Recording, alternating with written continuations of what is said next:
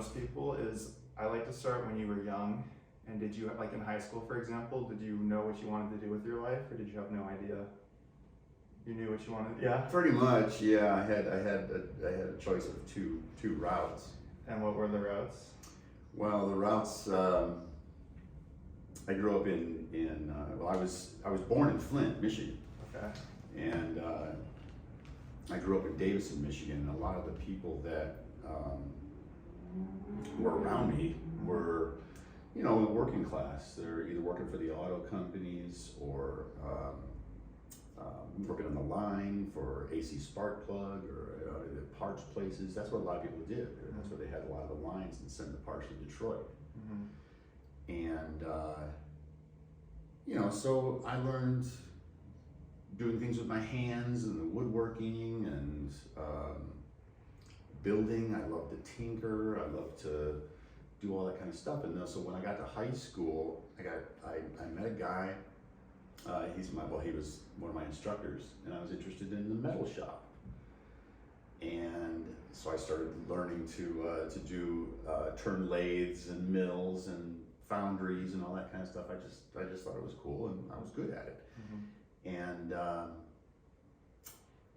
I just kept getting better and better at it. And he recommended that my last year of high school that I go to the Genesee County Skill Center. And since I already had all of my high school required courses out of the way, I went to school half a day during my 12th year of high school, or my senior year of high school, and the rest of the day go out to the skill center and study to be a machinist. And again, I was good at it. And there were the little things along the way, when you think back on it, you go, God, if that hadn't happened, where would your life have gone? It's the whole butterfly effect. There's one instance that, are we recording now? Oh, okay. There's one instance that I remember, and I will never forget it. In the Genesee County Skill Center, they had guys in. They had everything from, people learning to do hair, girls learning to do hair, people learning to do, work on transmissions and all that kind of stuff. And then I was in the metal shop, and I met a lot of guys from around the county. Again, my age, high school. And it's high school, most of you are seniors, and it's real loose and it's kind of rowdy. And our instructor, Mr. Hultquist, he was a very laid-back kind of guy, a very nice guy, and he said, guys, there's a convention in Detroit, and I've got tickets to the convention, but I can't, it's not sanctioned by the school, I have the tickets. If you guys want to go, you can, but that's up to you to go. And then he said, but you, Gordy, and another guy who's pointing to me, I need you to stay behind and work on these. We were making learning to make little sewing machine parts for a local company. And and I wasn't really into it. They wanted to go down early. I wasn't a partier. And I knew that's what those guys were gonna do, And I used to wake up to my radio alarm, my alarm clock, but I had it set to the local rock and roll station. And so this thing would come on, and I'd get up at like 6, and thought I heard something, and I heard my friends' names on the radio. But it was mispronounced, but man, I'm telling you, but I was in you're waking up, you're in a stupor. Did I hear that right? Kids got shot in Detroit? What the hell? And so I'm spinning like this, and I go to my first class at the high school, and then I get on the bus and go out to the skill center. And right when I walked in, man, I knew that it was true. And what had happened was they took 2 cars, and there were 2 groups of guys.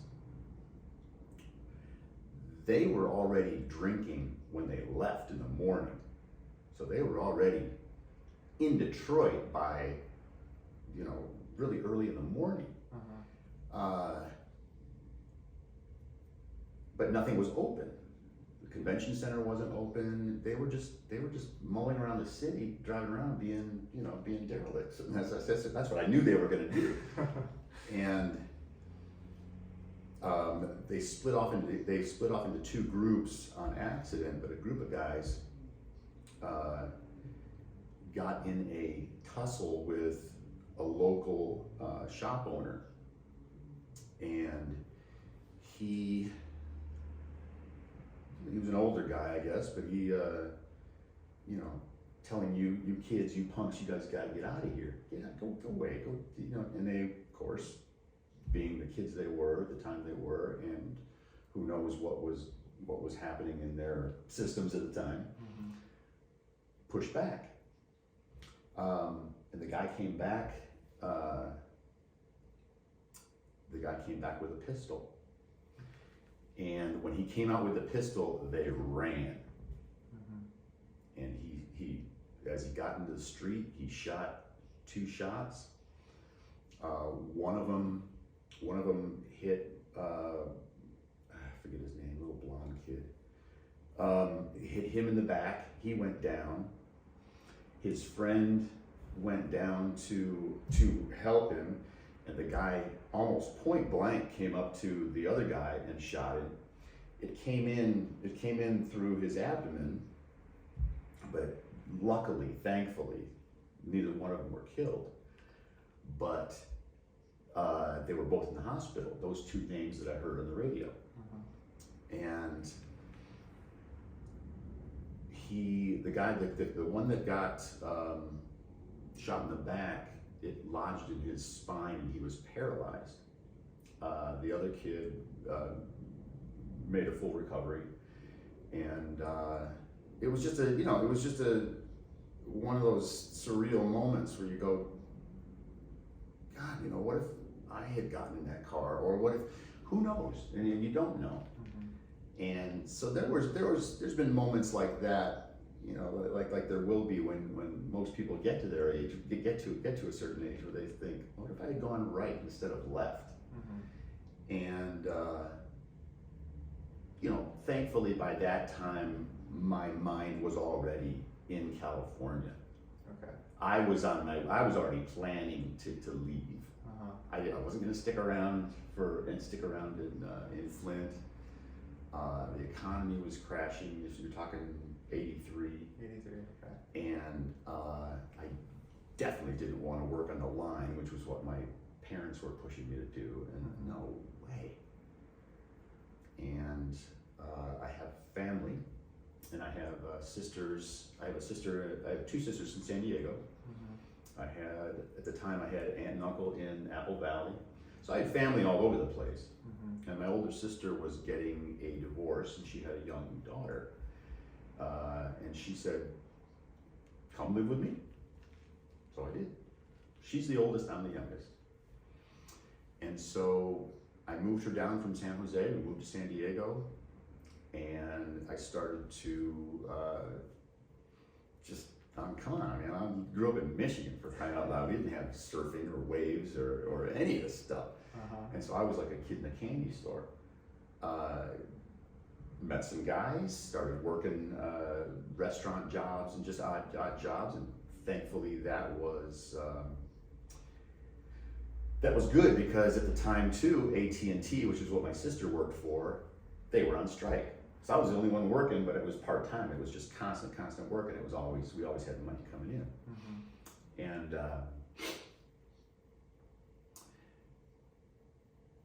I forgot where I was going with this. Sorry.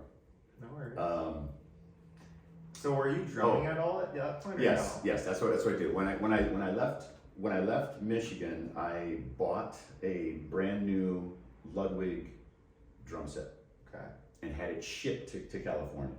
That was my plan. I brought all the equipment that I wanted to keep, but I wanted a brand new kit when I came out here with cases and everything else. But I found that it was hard to, get in with the crowd. And it's hard for a guy like me who's, pretty much of a loner. I wasn't into sports like my brothers were. I could play, but I wasn't. I would have never thought of myself as a jock. I just wasn't that. I didn't have that drive and that passion that they do, and they still do. Which is great, but that just wasn't me. And that's when my mother. Now we're backing up. We're backing up to like when I was about 10, and my mother bought me this snare drum, and I started playing for the school bands. Okay. So I did marching band in high school. I did orchestra. I did all that stuff. And then I was on they had like in Genesee County, they had a program for, the school in the area, the high schools in the area would give them their top players to have like like an all-star band. And so we did that. And, I was really, really good, and I really, really liked it. And I loved it. But as far as going to college for that wasn't quite on my radar. Especially when I got to San Diego, because I was on the fence. There was a fence, and man, I was falling off either side. I didn't know what I wanted to do. And so I started taking courses at Mesa College in San Diego. It's a community college, and taking math courses and things like that. And I thought, well, maybe maybe I'll start the apprenticeship program at General Dynamics in San Diego, and see how I like, the program. I really didn't know much about what it would take to become a machinist. And I started going to courses, and then something very interesting happened in 1984. I was working a full-time job. The full-time job at the time was a construction type job with a sign company, and we built and designed like interiors for sales office and things like that. So I worked with the woodworkers and the finished woodworkers and the installers and all that kind of stuff. So I did everything from digging holes for housing project signs to finished woodworking, whatever they needed me at, and that was good. But I started to lose weight. I started to lose a lot of weight, and I was a slight guy to begin with. I was surfing. I picked up the first thing I did when I got to San Diego was buy a surfboard and got in with that group. So I was doing, it was summer. I was doing surfing and I was a runner. I wasn't running much, but I was, I figured, well, it's hot. I'm working hard. I can understand. So I started eating more, and I started getting sicker more. And when I say sick, I lived with these guys in Rancho Penasquitos, and I rented a room upstairs, and getting from the downstairs to the upstairs was like I just climbed a mountain. It hurt that bad, and I still didn't think anything of it. And it wasn't until I started having to go to the bathroom every 20 minutes. I mean, like Niagara Falls. And my vision started getting blurry, and I couldn't handle that, and just the fatigue was unreal. And it wasn't until I started, like I said, when I started having to use the restroom, and I'm not joking, every 20 minutes.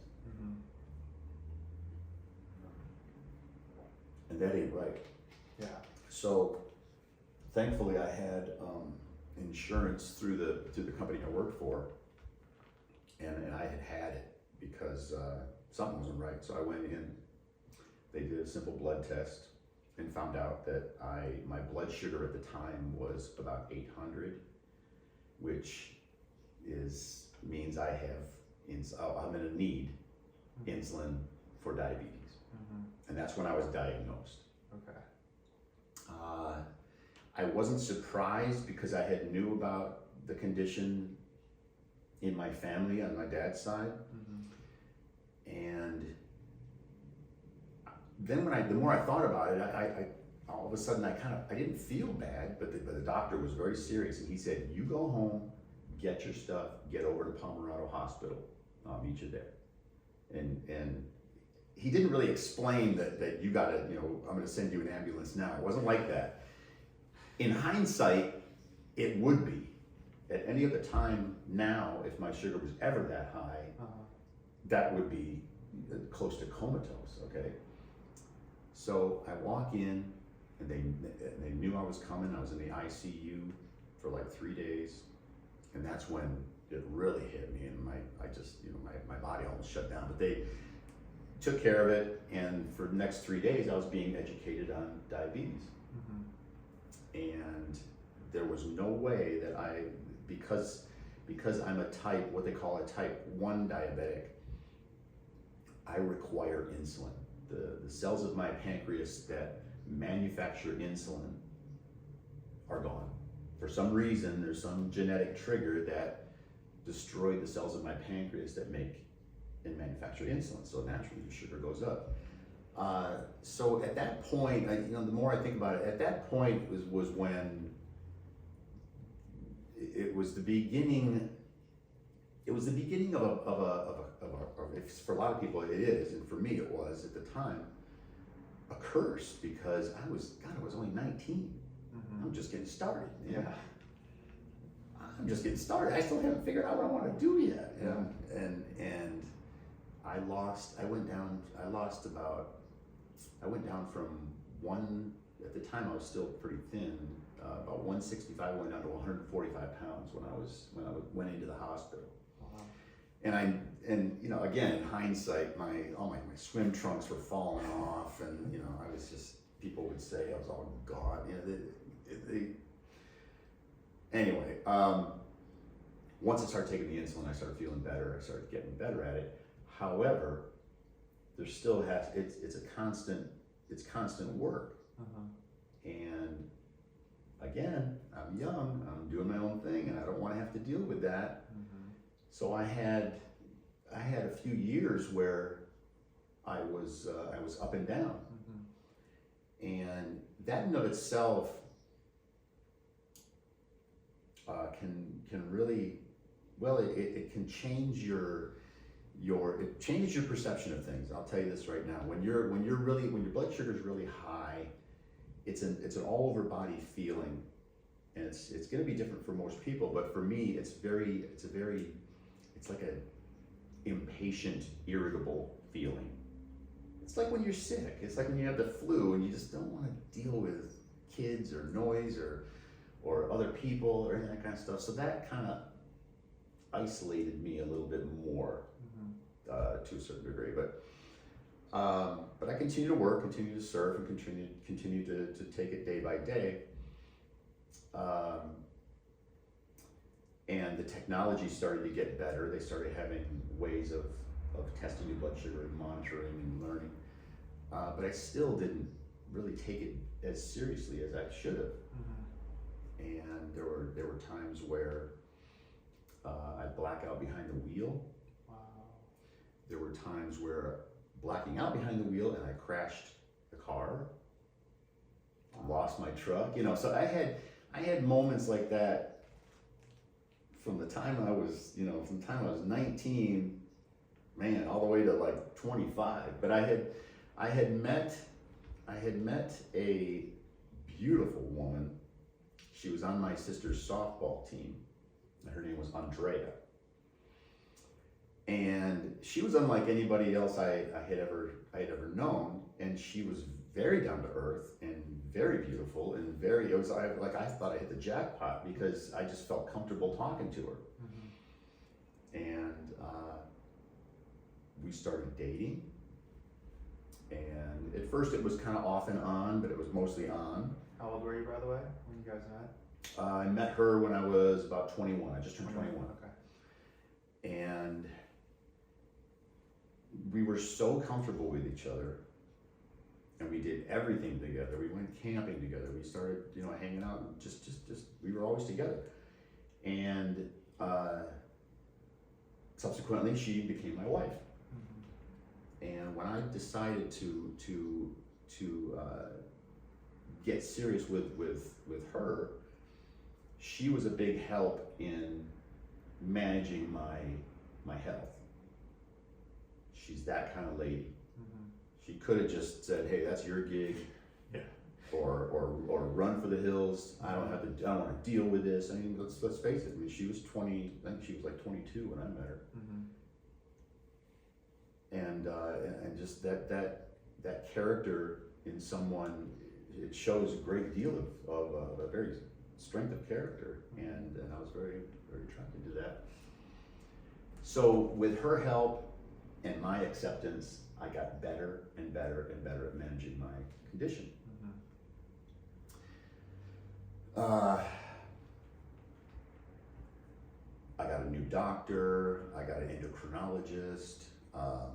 We started really working on my diet, my injections, everything else, and it's still because I have a physical guy, it's still a roller coaster for those first few years. But trying to do that and playing in bands at night in the clubs in San Diego, traveling around San Diego, going to rehearsals after working, an 8-hour day, it was hard. And I soon discovered that, San Diego was cool, but I really wanted to get to LA. I knew there'd be more opportunity here, and I wanted to go to school in LA. So when I told her that that I wanted to move to LA, she got a job up here, and I was going to school. We were living in Studio City. How old were you guys at that point? At that point, 24, Okay. 25. Okay. And so I went to a musicians institute, and again, it was another life changer. I learned a great deal about a lot of genres of music, and it was one of the best decisions I ever made. Again, I loved it, I was good at it, and I discovered something else. Getting back to the diabetes, there's a lot of studying going on when you're in school. And I learned that your brain is the only organ of your body that does not require insulin to absorb sugar from your blood. Okay? So if you're injecting insulin and you're eating food and your sugars, that has to be balanced. Okay, you got too much insulin and you're not compensating with the food, your blood sugar is going to take a nosedive, and then that's where I got into a lot of problems. Also, the more physical you are, but the thing is because your brain doesn't use insulin, it still uses the sugar. So if that insulin is up and your brain's using more of the sugar, guess what? You're going to go down. And that happened a lot when I was going to school, because I was in there focused and studying and all this kind of stuff, and next thing I know, it would just fade away. And somebody would have to either come help me, or I would somehow come out of it. And, so that's always been, and it always has been, I want to say it's a struggle anymore, because now I'm 40 years into it.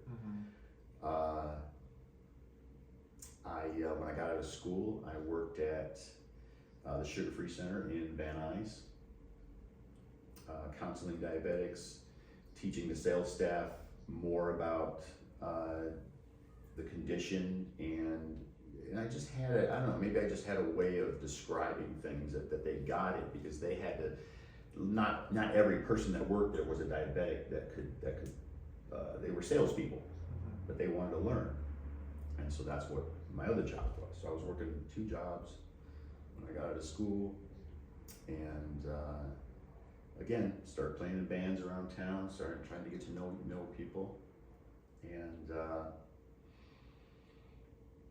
once things started to get rolling on the drums for that, then and my wife's business took off. Between the two of us, we were traveling quite a bit. She had the western half of the United States as an account executive for Ralph Lauren Cosmetics. Okay. And I was touring on occasion, 2-3 months out of the year, maybe a couple weeks out of the year, different parts of the nation. I've never been outside the States with that kind of stuff, but you know, up and down California, and it was cool. And then, you know, so we were married at the time. We decided to buy a house, and we've been living in Studio City ever since.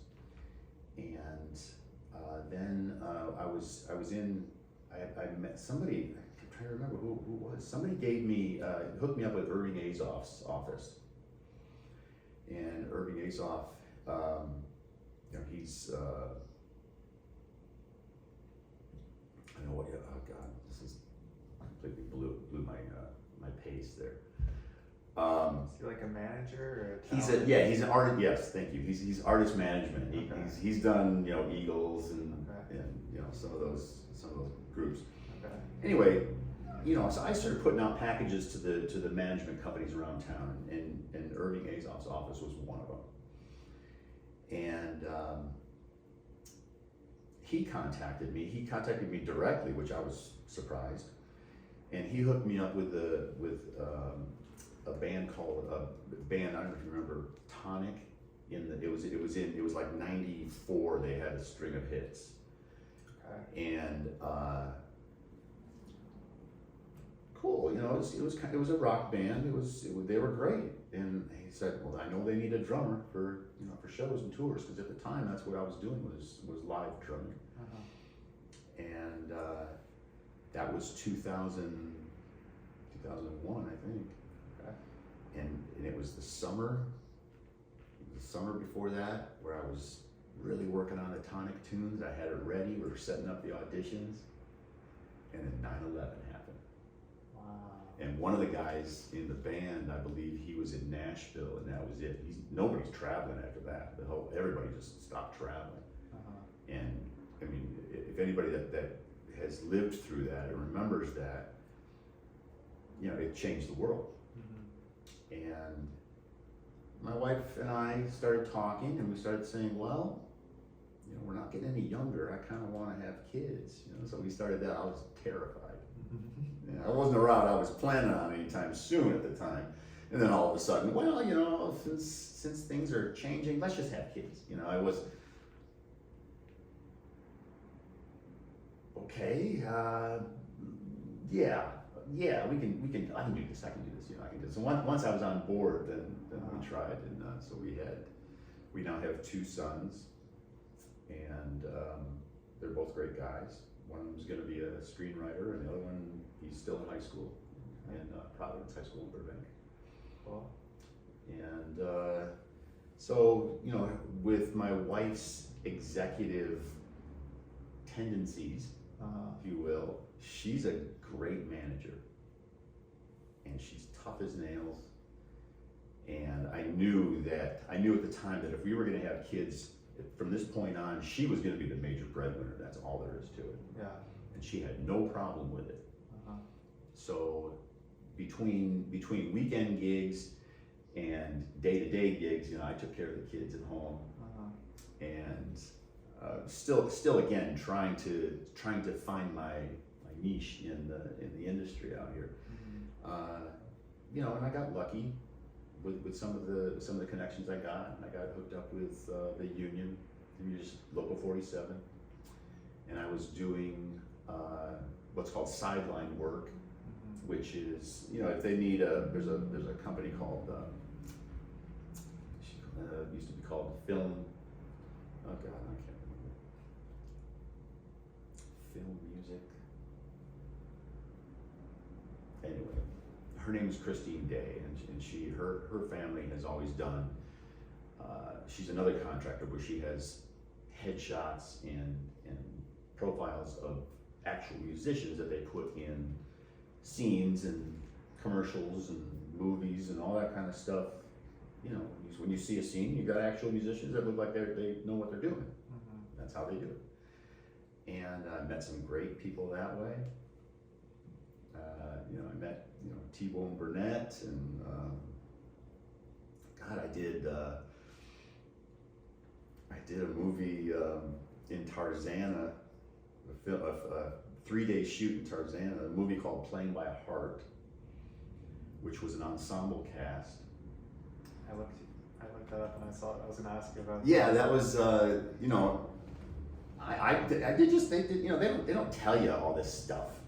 There's no reason for them to tell you all this stuff. They just say, hey, I got a sideline gig, I got a gig for you. Learn this music. Usually there's a track that we have to learn, so we learn the music just so we can mimic it, you know, and show up at this address at this time and bring whatever wardrobe you have, or they'll tell you if the wardrobe is there. So yeah, so like all the old, you know, like Ally McBeal's and Beverly Hills 90210 and so Angelina Jolie's in it. yeah, Angelina Jolie's in the Sean movie. Connery's in it. Angelina Jolie, she was, well, she was young at the time. Oh my God, she was gorgeous. And she just exuded confidence and beauty on the set. And she played a character who was Sean Connery's character's daughter. She was like one of the family. It was like a family reunion after a long marriage that Sean Connery and Jenna Rollins had, and it was surrounded by that. And anyway, she did a voiceover for a song that we learned. That was it was amazing. She did it in one take, and I'm telling you, she's a great actress. I mean, I've been around a lot of that kind of stuff, but nothing performed like that. We thought, this is cool, and then it got cut. It got cut out of the film. Oh. But, you know, I met, you know, Dennis Quaid and Wow, okay. Gillian Anderson. Talked with her for a while. Yeah, it was Jon Stewart. He was in her scenes. You know, so it was fun.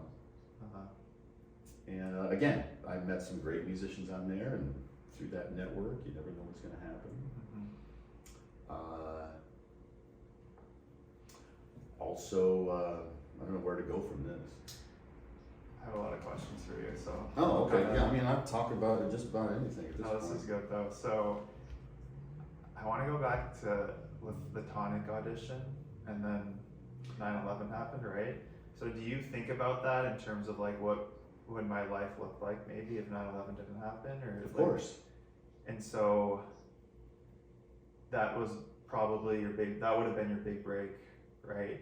I think it would have, Okay. yeah, or at least it would have gotten me exposed to a lot of people that would have helped the career.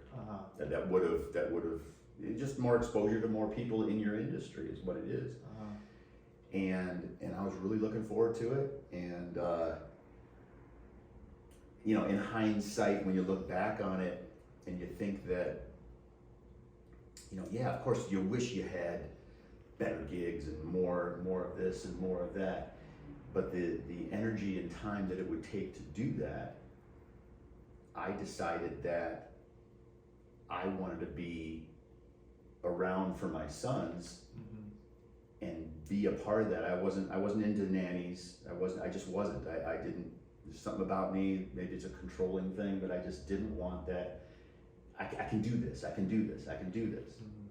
And so I did. And I got involved in their schools, and I got involved in, you know, the day-to-day things, all the kids schlepping and the baseball games and all that kind of stuff. Meanwhile, still trying to get gigs and still getting, you know, odd jobs here and there with the drums. And one of the schools that my sons went to was St. Francis de Sales on Valley Heart in Sherman Oaks, and they still do. They have an annual festival. It happens every May. And I went to the stage guys because they have an awesome stage. And I went to the stage guys and said, "Hey man, I'm a drummer. I can do this stuff. You guys need some help." So it was all volunteer. And so through that, I met more industry people and more musicians and more of that kind of stuff. So they welcomed me with open arms. And you know, next thing I know, I'm playing with, you know, Mickey Dolenz and Edgar Winter and you know, Steve Porcaro and, you know, all these people that any other time I would never have that opportunity. was a great time. A lot of local bands that play there, and they have some top notch stuff there, and it's great. Mm-hmm. And then would you say, like, if you didn't have drumming, let's say when you're going through the diabetes, when you were diagnosed, and then like those initial like 4 or 5 years when it was really difficult, do you think it would have been that much harder if you didn't have like the passion there with the drumming, right? Because that's kind of, it sounds like that's your passion, right? And that kind of probably keeps you going when you have something like that. Absolutely. Yeah, because if you just are pursuing maybe a machinist thing and you don't really know what you want to do with your life, right? It probably is a very different story. Yeah, again, in hindsight, I think, oh my God, if I had stayed in Michigan, or if I hadn't gotten diabetes, what would happen? I don't know. Uh-huh. But you know, I don't know what would happen. But that was one thing that one point I wanted to make, that I was sitting in class at Mesa College, and then I also went to the apprenticeship at General Dynamics. Mm-hmm. And this is after I got diabetes. Mm-hmm. And at the time, when they didn't have as much the technology and know-how and just knowledge at the time, you know, I'm 19, man. It was scary. It sounded like a death sentence at 19. You know, it sounded like it too when you were no, describing shit, it, you know? I was thinking you were no, going to say something I'm telling else. you what, And I'm telling you what, they drilled it into you. If you don't keep a handle on your sugars, if you don't exercise, if you don't watch your diet, you're gonna lose your toes, you're gonna lose your you're gonna you know, your kidneys are gonna fail, all this, you're gonna go blind, you know, you hear all that kind of stuff. mm-hmm. And at the time I didn't understand why. I learned that later. Mm-hmm. But as I'm sitting in class and I'm thinking, if all that stuff's if it's gonna happen, number one, I gotta do what I can to prevent it. So I changed my focus on myself. Mm-hmm. And number two, didn't want to sit in class. I wanted to play. I wanted to play music. I wanted to play drums. I wanted to go to school. I loved it. And so that was the tipping point. Mm-hmm. And then with drumming, were you very talented right away? Like, did you recognize that in yourself, or was it more of a thing that you just loved so much you kept doing it and you got really good at it? Yeah. I don't. You know, I sometimes I tend to downplay what I do, but I don't consider myself talent. I consider myself skilled. Okay. Yeah, that's what it is I love working on grooves, working on, like I said earlier, tinkering, building. I like figuring things out and making it come together. So yeah, I guess you could say it's a talent because I'm good at all that stuff, but it's constant work, and at the time, learning to do all the things that I wanted to do, I just had that thing that I understand it, I just can't physically do it. I understand it, I can hear it. Mm. I understand what's going on in the song, you know, I understand the subtleties of the music and how the drums can affect that. I understand it all. I just didn't have a lot of the physical chops or you know, experience to do that. And so that's where I studied more on that, and I just kept focusing and I just got better and better, and I got, you know, faster and better, and tips from other drummers, and you know, I didn't have any real you know, I want to be a jazz drummer, I want to be a rock drummer, I loved it all. Mm-hmm. And then I did get in with West Coast music, and can't remember the name of the other guys. Wayne Foster, and you know, we're working for music contractors in town where they do corporate gigs and, you know, tux gigs and weddings and all that kind of stuff. So as a musician, you know, that's how most musicians that I know, you know, make their living. they don't make their living necessarily on one thing alone. There are exceptions. There's always exceptions, but generally, it's you do a teaching gig, you got club gigs, you've got I got a tour, or somebody recommends you for this, or somebody recommends you for that, and it's just word of mouth, and hopefully you can have a good tight network that will sustain that, and then you can focus on what you like and what you don't like.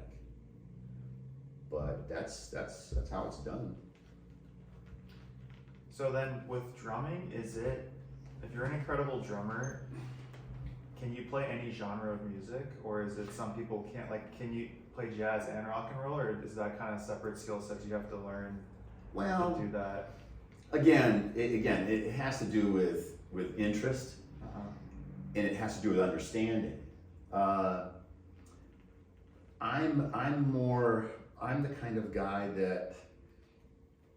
that lays a foundation. Drums are the foundation of a building. Okay, everything is piled on top of that, built on top of that, designed on top of that, or somehow it's designed, but the first thing was up for me was always that. So I liked solid grooves. I liked playing dance grooves. I liked watching people dance, and really physically I could see that they enjoy the music. And the jazz that some of the jazz and jazz fusion, I liked listening to it, and I could appreciate the technical aspect of it. I just wasn't that. It just became too much. It just became overload for me, and I'm just not that guy. I like having a little bit more fun, and using the chops as embellishments. But I'm not a jazz drummer. You wouldn't see me in a list of jazz drummers in town. There's no way. It's a different mentality, and it's a improv has always been it has to be constantly be cultivated. It has to constantly be worked on, and that's not who I am. That's just not. It's not what I did, and it was. Yeah, I like having fun over here, kind of a thing. So I lean more toward the rock, the funk, the blues. Okay. Just a solid groove. And then is networking like the main component, would you say, with whether or not you get picked up by a band, or like, is it like who you know? Like, are all drummers from bands, like, obviously there's the greats, right? But is everyone kind of like at a similar level where you can swap people out, and it's just a matter of like, oh, I knew this person, or I was friends with this person, and we started a band, and Absolutely. it's like, okay, that's what it is. Absolutely. And it's those networks that have to be, again, it has to be maintained and cultivated. And it's hard for a guy like me because youngest of six kids. I wasn't like into the sports like my brothers were, and so a lot of the stuff that I did alone. Or I was into sports, but I was into just single person type things, running, and I did track, and I do racquetball and those kind of sports, but I wasn't into the team sports. So that's always been an obstacle for me. But when I do get in with a group,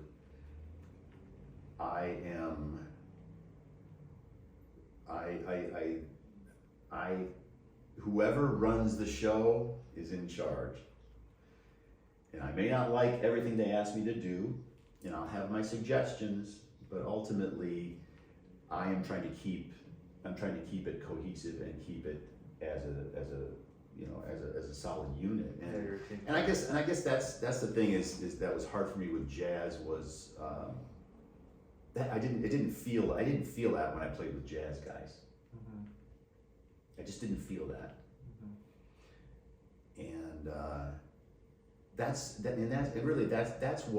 probably why I liked the more fun mainstream type of stuff, because there's a broader audience, and it's just damn fun to play and to play off of each other like that, and it's to make a song that people can just groove to and just enjoy it, have a good time, and forget about it.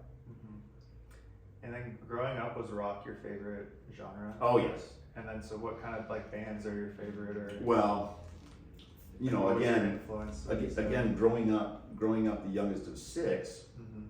I had 5 siblings, ranging, the oldest is 15 years older than I am, and coming up in the in the 60s and 70s. To me, that was the best time. So we had stacks. Everybody had stacks of their own albums of all kinds of stuff, and I got exposed to everything from the Beatles to and then my brother was into ELO and Earth, Wind and Fire and some of that FM rock kind of a stuff. So yeah, the Foreigners and the Styx. There was a really popular band that I really admired at the time, mostly because of the drummer, and it was April Wine. It was a Canadian band. We used to drive across the border down in Windsor, just to get Canadian albums that weren't released in the States from that band, and some of that Canadian music, the UFO and some of those bands.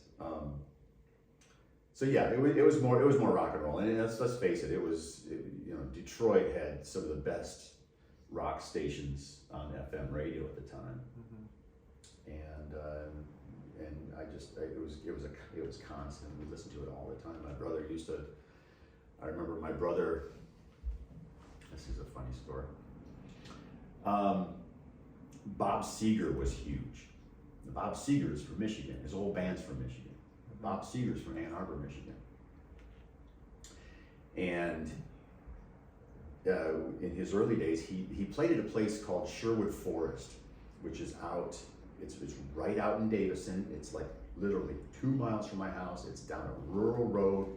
There's nothing but fields out there. There's nothing. And they used to have these things called Wild Wednesdays where these rock bands would play, and they'd have these little festivals, And Ted Nugent and Bob Seger would play there, but it was, unfortunately, I was too young. You're talking about the late '60s, early '70s. I was only like 8 years old. But that's the legend. That's the rumor that he played there. And so that area with Mark Farner of Grand Funk. Mark Farner went to Kersley High School, which was my high school's rival nearby. So there was a lot of that in that area, that the Mark Farner, the Grand Funk, and those bands. That's where they came from, and I felt that, and I thought that was cool that such a good popular band came from the very ground I was standing on, and I even knew some of my high school instructors used to tell me, they said, "Oh yeah, I knew Mark Farner when he was in high school," and they talk about how crazy he was at the time, and they all knew him, and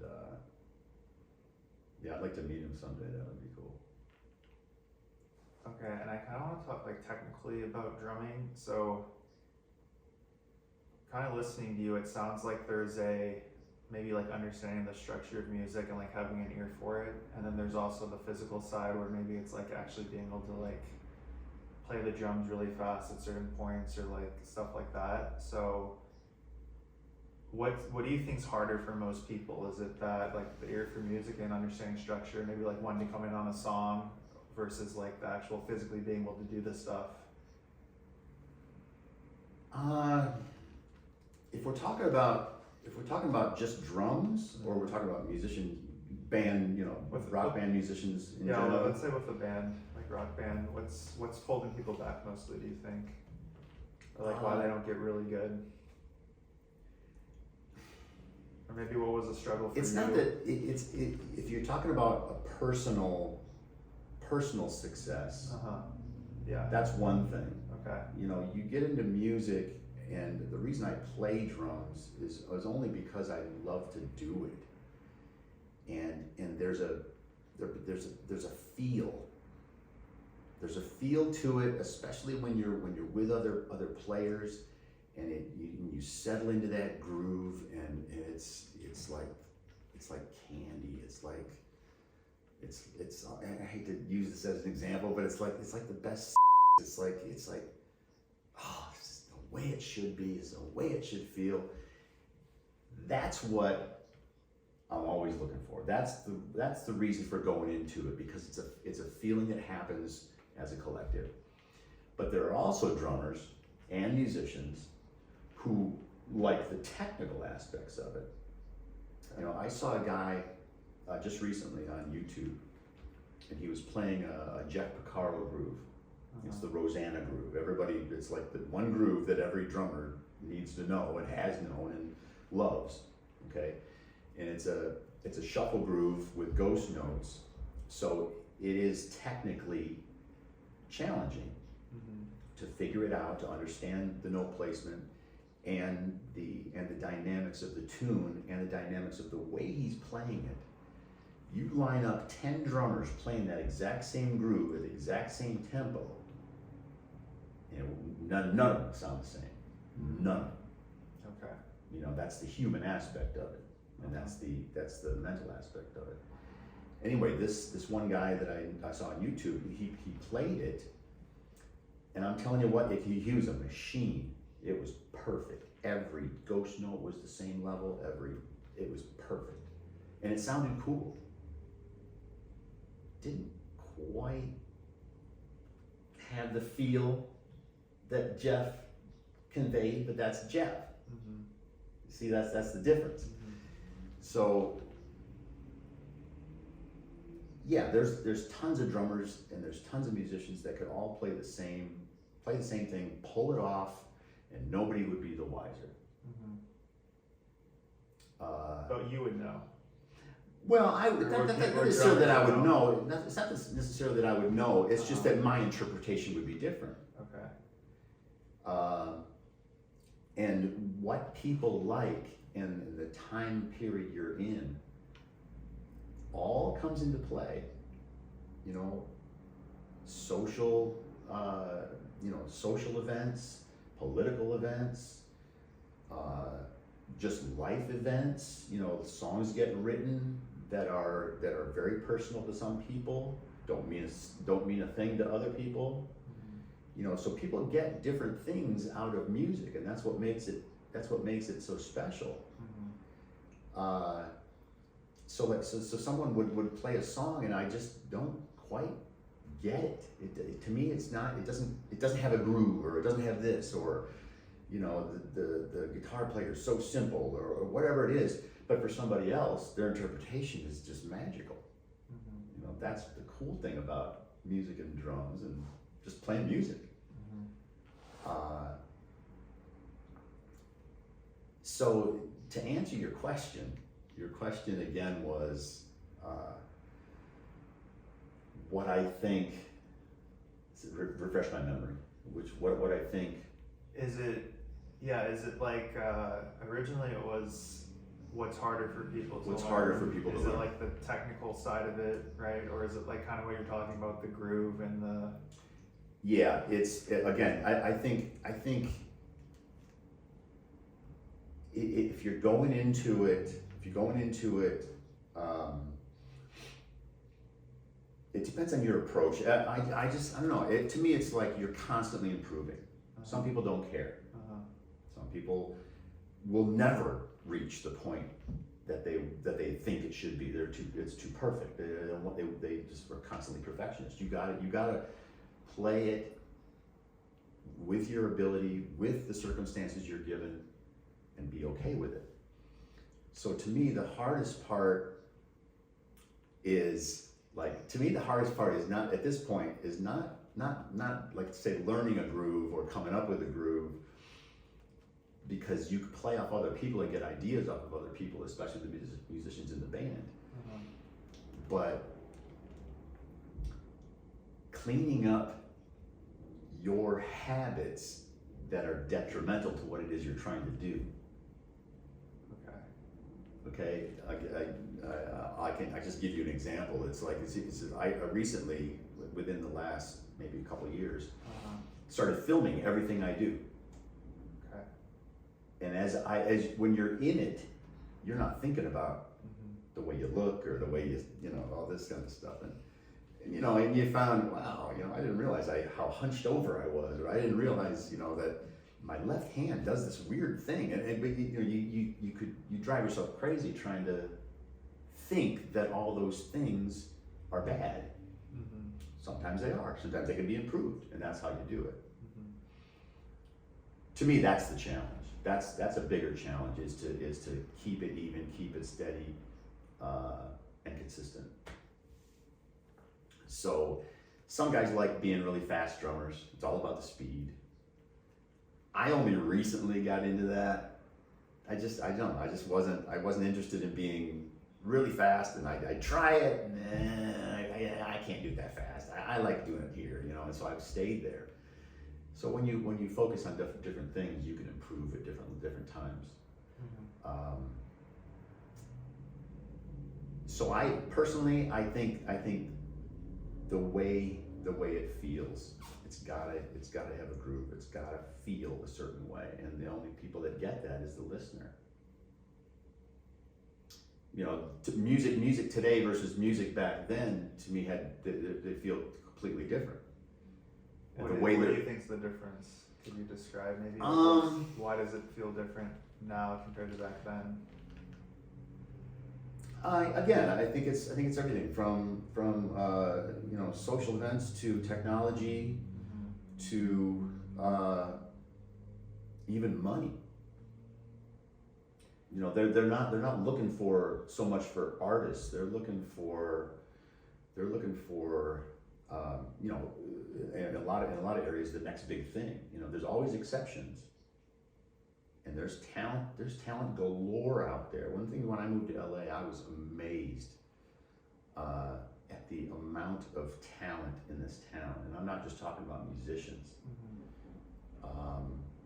When my wife and I moved into Studio City, at the time we went to Vitello's, which is a local restaurant. And they had an upstairs at the time. I think it's still there, but it's been completely revamped and remodeled. But back in the 90s, you know, they had a piano up there, and people would go get up and sing. And so we walked in, and they had a piano and a singer. And these are just people. These are just you know, your average Joes. You wouldn't know what they did for a living. They're just people your age, and people just living in your community. And then one after the other, they would get up and sing and play at such a talented professional level. I was blown away by the pipes on some of these people. And you wouldn't know by looking at them. Yeah. You know? Yeah. So I think that in the advent of digital technology and you know, MTV, when that first came out, that was cool. But as that has evolved, I think things are just a little too visual now than ever before. Everything's got to be on a screen. Everybody's got to look good. You know, how do I look? How does it look? How does it, you know? And I get that. That's a big part of it. But it's just tipped a little bit too far in that direction, in my opinion. How often? What I used to do is, you know, I would listen to some of those albums, and this is the thing too, is back in the 60s and 70s, in the 80s, I listened to album rock, where you buy it for the album, not just for the song. You know, I wasn't into pop. You know, I liked it, you know, the in the 80s and some of the new wave stuff, and I had to play it. It was fun, but then it gets boring to me. You know, I liked entering that space in my head. So when's the last time you sat down and just closed your eyes and listened and felt the music? And that's where I think this younger generation just doesn't allow themselves to get into.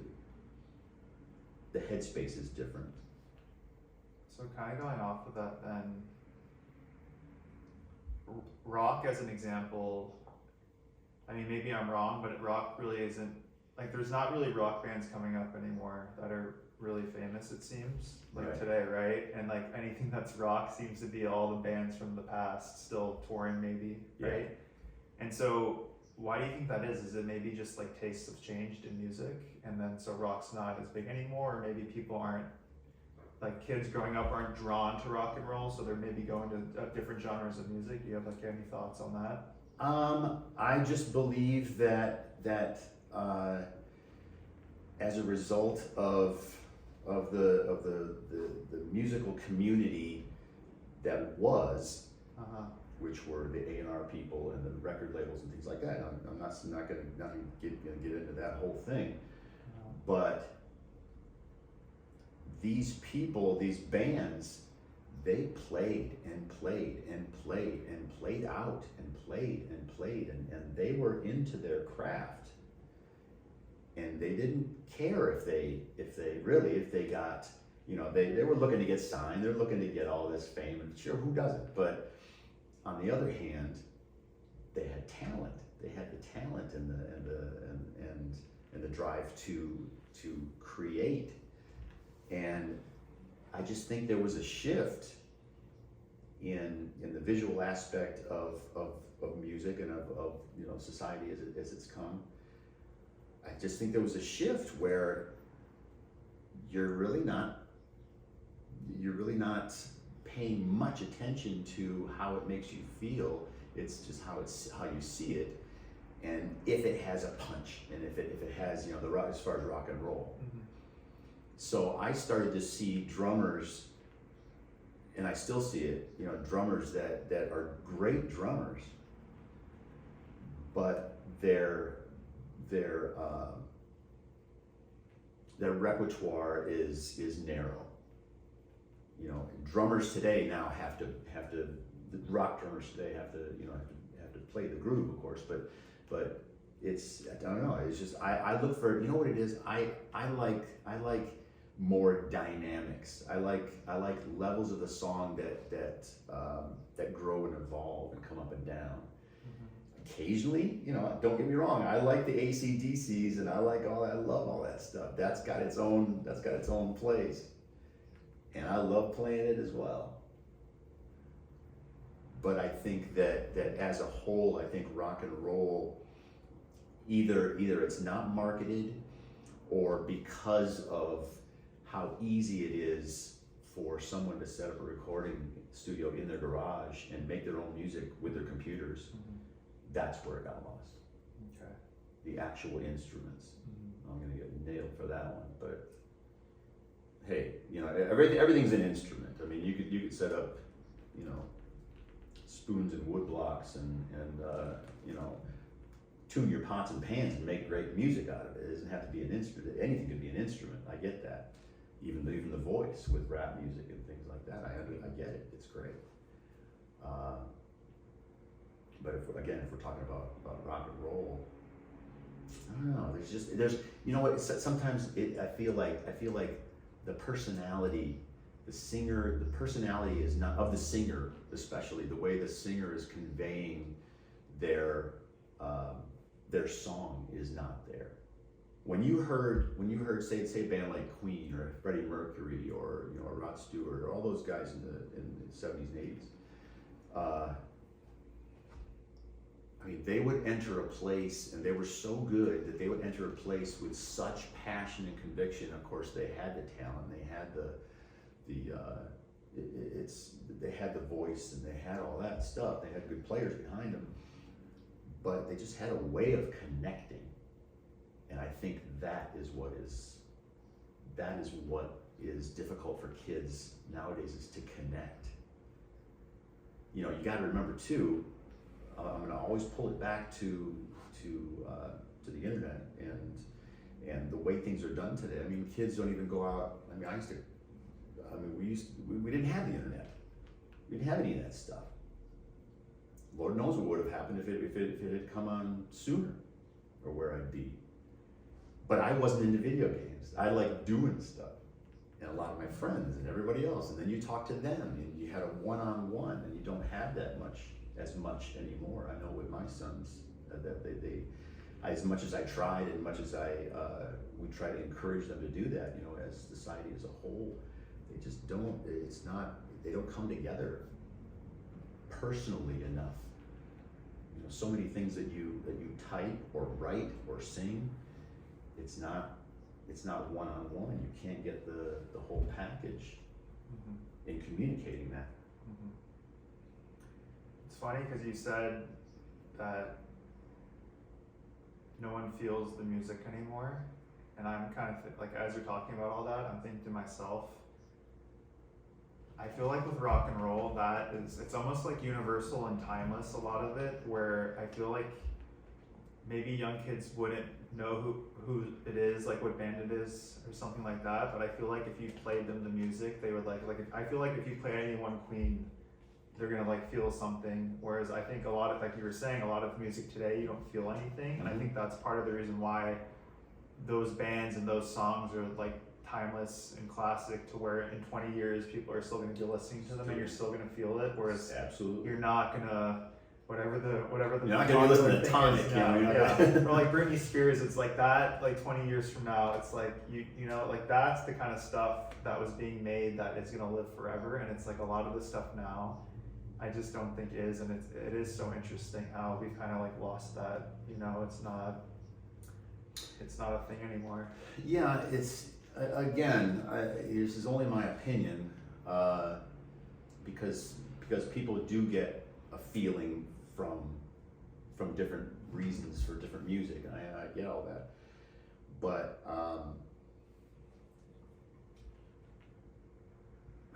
again, I lost my train of thought. Sorry.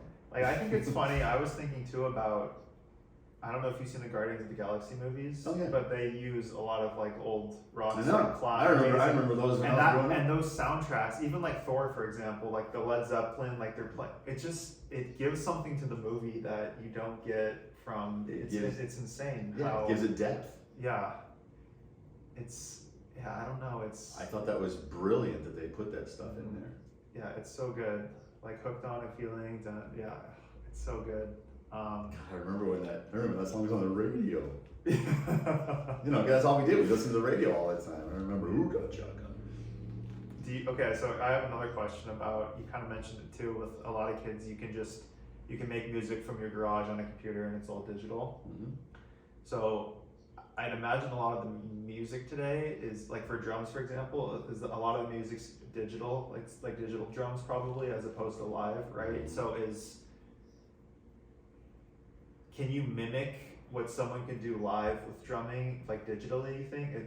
A lot of it, yeah. You know, I don't consider myself that technical, but yeah, it's amazing. It just keeps getting better and better as far as what is able to be done with a computer. But is it like where you can't tell the difference, and kind of going back to the feel of it too, right? Like, can you have the feeling digitally, you think? Can people mimic that? Sometimes, yes. Yes. Okay. Sometimes it is. So it just depends on maybe the producer. And see, but see, the thing too is you can have a player come in and lay it down, and a guy that actually does it, that can actually physically play it. Then you get it to the engineer, and that's the guy that, you know, creates what he creates. And it could sound totally different tone wise, but it's still the drummer's feel. So that's where they come together, and I think that's a great thing, because you can fix a lot of the things that you couldn't in the past, and you can you know, you didn't have to go into a big massive room with a, you know, with a basic recording system just to get the room feel. But that still, you know, a lot of the Led Zeppelin stuff, that's what they do. You know, some people, they go into cathedrals and perform and record these tracks, and I don't know, maybe there's something to it. It's just I don't know, it's more organic, it's more more real. Mm-hmm. You know, that's why I encourage people, there's talent out there. Go see live bands. Mm-hmm. Encourage people to go out and see live bands and just sit there and listen and watch them perform, watch their interaction on stage. That's a big part of it. Mm-hmm.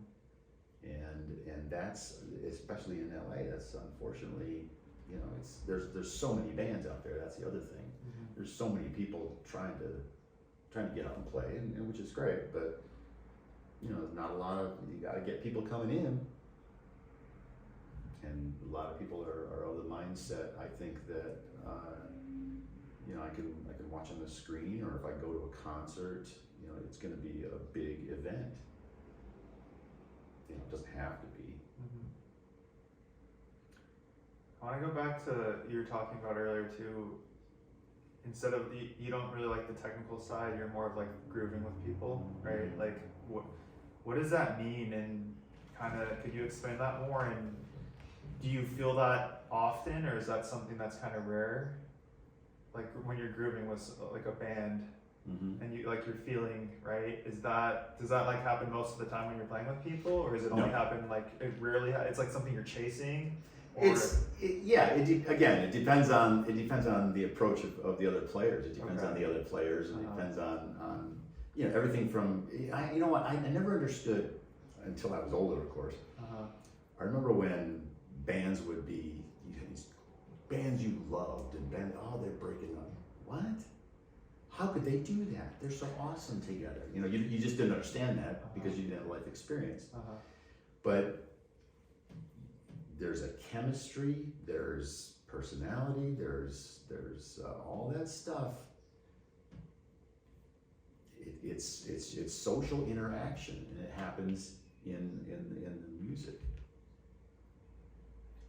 Is it though, like let's say you start playing the drums, right? And then is it like the guitarist like kind of riffing off what you're doing? And then It's back and forth, sure. But is that what the groove is, or is it? It's like like you said, a chemistry. There's a like chemistry, and there's a lock. And you can lock in when you lock in with somebody. It's a great feeling, especially when you've locked in with you know, experienced people, and people that that understand their roles.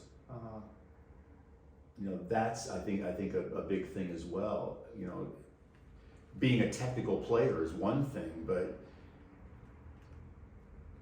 there's a lot to it that a guy can just play the simplest 2 and 4 groove that nobody else can play. But you know, he's not doing anything technical. But man, that dude can lay it down and just settle into it. It just feels like the softest bed you all want to lie in. And I'd say that's what, at this point, that's what I'm going. That's what I'm searching for. Oh, you're always searching for that. You want to play with guys that make you feel comfortable, and you want to play music that makes you feel comfortable. And no, it's a mindset. It's therapy. You know, I encourage people to get hobbies, and to it's unfortunate that a lot of the music programs in the elementary and high schools are pretty small, if not gone at all. And it's the same thing with the trades. You know, there isn't too many people nowadays that say, oh yeah, I want to grow up and you know, become a plumber. My brother's doing that. What's that? My brother's doing that actually. He's a plumber. But friggin' plumbers are essential, and good plumbers are making money. There's always going to be a need, but it's also there's lots of aspects to doing a trade that in a sense is creative as well. But for one reason or another, that is kind of discouraged. Oh no, you got to be a technical guy. You got to be a computer guy. You got to be an executive. You got to be all this stuff. And I think that's creating a divide, and it's creating a void that it's going to be difficult to maintain. It's just going to be it's going to separate. I just think it's going to separate the classes, and you got the same thing with music. And that's what's good about locally. You know, there's music schools. You know, I'm working at Burbank Music Academy, teaching young kids. You know, there's schools around. You know, and I would encourage parents.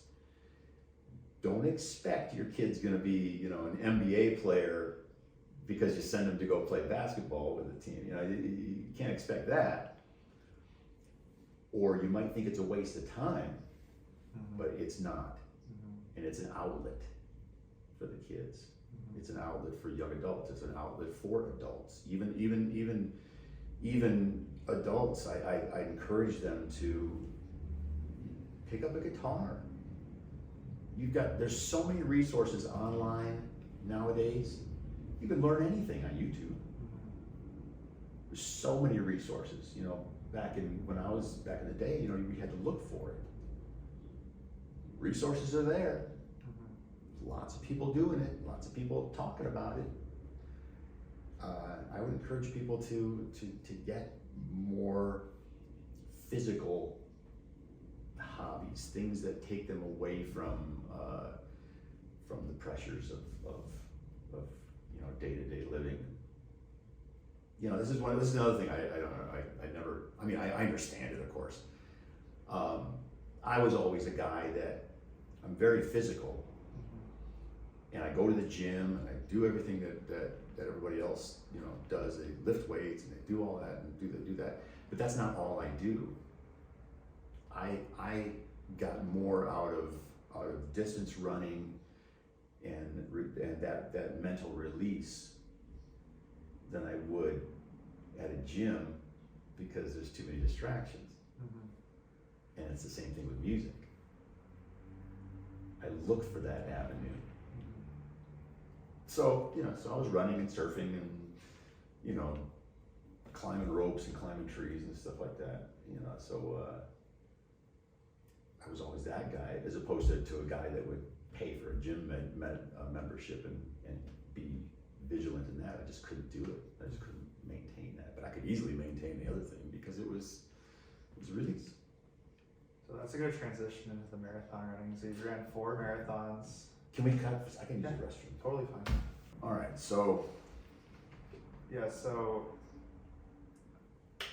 we kind of talked about it a little bit earlier. You've ran 4 marathons and then half marathons, right? So when did you run your first marathon, and what made you want to do that? Like, how old were you when you were in your first one? I did the marathons 4 years in a row. Okay. The 4 that I did were in San Diego. It was the San Diego Rock and Roll Marathon. Excuse me. And I love San Diego, and I love the route that they chose. But up to that point, I've only been doing, you know, 10Ks, things like that. You know, and that's only 6 miles. I don't know what drove me to want to do that. I guess I saw it as a challenge, you know, like most people do, I guess. You know, I think in thinking that when you have a condition like insulin dependent diabetes, you know, nowadays they have such good technology. That I have an insulin pump, and there's what's called the CGM, which is a constant glucose monitor, and now they've got the pump and the glucose monitor working together. It's a lot easier now to maintain your blood sugars than ever before. It's so easy. It's not impossible, and it's not 100%. You can still make mistakes, and I still do, but it's so much easier now. But back then, I had a pump. It was, I'm trying to remember the year. It was, let's see, my son was born in 2003. Okay, so it was like 2005 to 2009. Okay. So I did them every year for 4 years in a row. Yeah, to me it was a challenge. To me it was a challenge to do it as a insulin dependent diabetic. I guess I had something to prove either to myself or to other people. Because the other thing about having diabetes, which is it's kind of funny, when I was working in Van Nuys at the diabetes store, at the diabetes resource center, they would say, "Oh, you have diabetes? Oh, you poor thing." Or I get, "You don't look like a diabetic." I don't even know what that means. You know, what does a diabetic look like? So people have a lot. There's a lot of preconceived ideas of what having a chronic condition is, whether it's diabetes or something else. And to a lot of people, it's very, very scary. And of course, like any other chronic illness, it can be scary. But again, I don't know. I look at it like I have two options. I can either be in a hole, protect myself from the outside, the outside world of, I can't eat this, I can't eat that, I can't do this, I can't do that. Yes, I know I have my limitations, but I'm not going to let those limitations, isolate me. There's no way.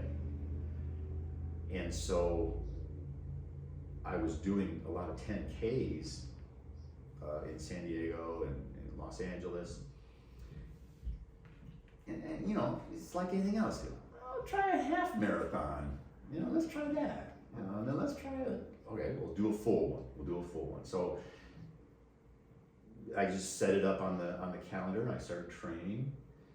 And as I was training, my main focus was my body and my sugars. And I learned a lot from all that time in training. I learned that, for instance, I used to go to the Sepulveda Basin to run as a training. There's a 5-mile loop around there. And I would try to get there early before it got too hot outside. Get it done quick, get it done fast. And sometimes I would show up, before dawn and do the run so the temperature would be down. Because the temperature really affects your blood sugars as well. You can just sit in a hot room and your blood sugars will take a nosedive. It's just, things move faster and absorb quicker. So I tried to stay consistent. I also learned that if my sugars are traveling, in other words, if my sugars are at a certain level, and let's say I take a little bit of insulin for a snack or something, and then I go on a run. That run is going to cause that insulin to be absorbed faster. It's so complex, and it's always a changing because your body always changes. The things that I could do back when I was in my 20s, I can't do now. It's just age. That's just age, and that's just the human body, and we're part of the environment. So I looked at it as a challenge. And my first marathon, I had a Camelback with, I had loads of sugar and Snickers bars, and I everything that I tried during my training, I discovered what worked and what didn't. Like a lot of guys had those gel packs, those energy packs, and all that kind of stuff. So caffeine and sugar, like pure sugar like that, I can't do it. Caffeine maybe, but it's absorbed too fast. It's absorbed too fast for an insulin-dependent diabetic. So I had to find stuff with more fat in it, like the Snickers. Snickers bars, for some reason, used to work really well. So I had that much. I wouldn't eat a whole bar because then it would put me through the roof, and then that would subsequently slow me down. And it was hard to do that. So I can't say my first one was very good, but I finished the damn thing. And I did it, I trained it, I finished it, it was great. And then I thought more on it for the following year. I thought, oh, I'm gonna do it again, man, I'm gonna do it better this time. And the second one was my best. It was my best. My sugars were near perfect the whole time. I was constantly testing. Every 2 miles, I would while I was running, I would check my blood sugar. I always had, there was always water, but you never want to drink too much water when you're doing stuff like that. And I'll tell you why. Because my third marathon,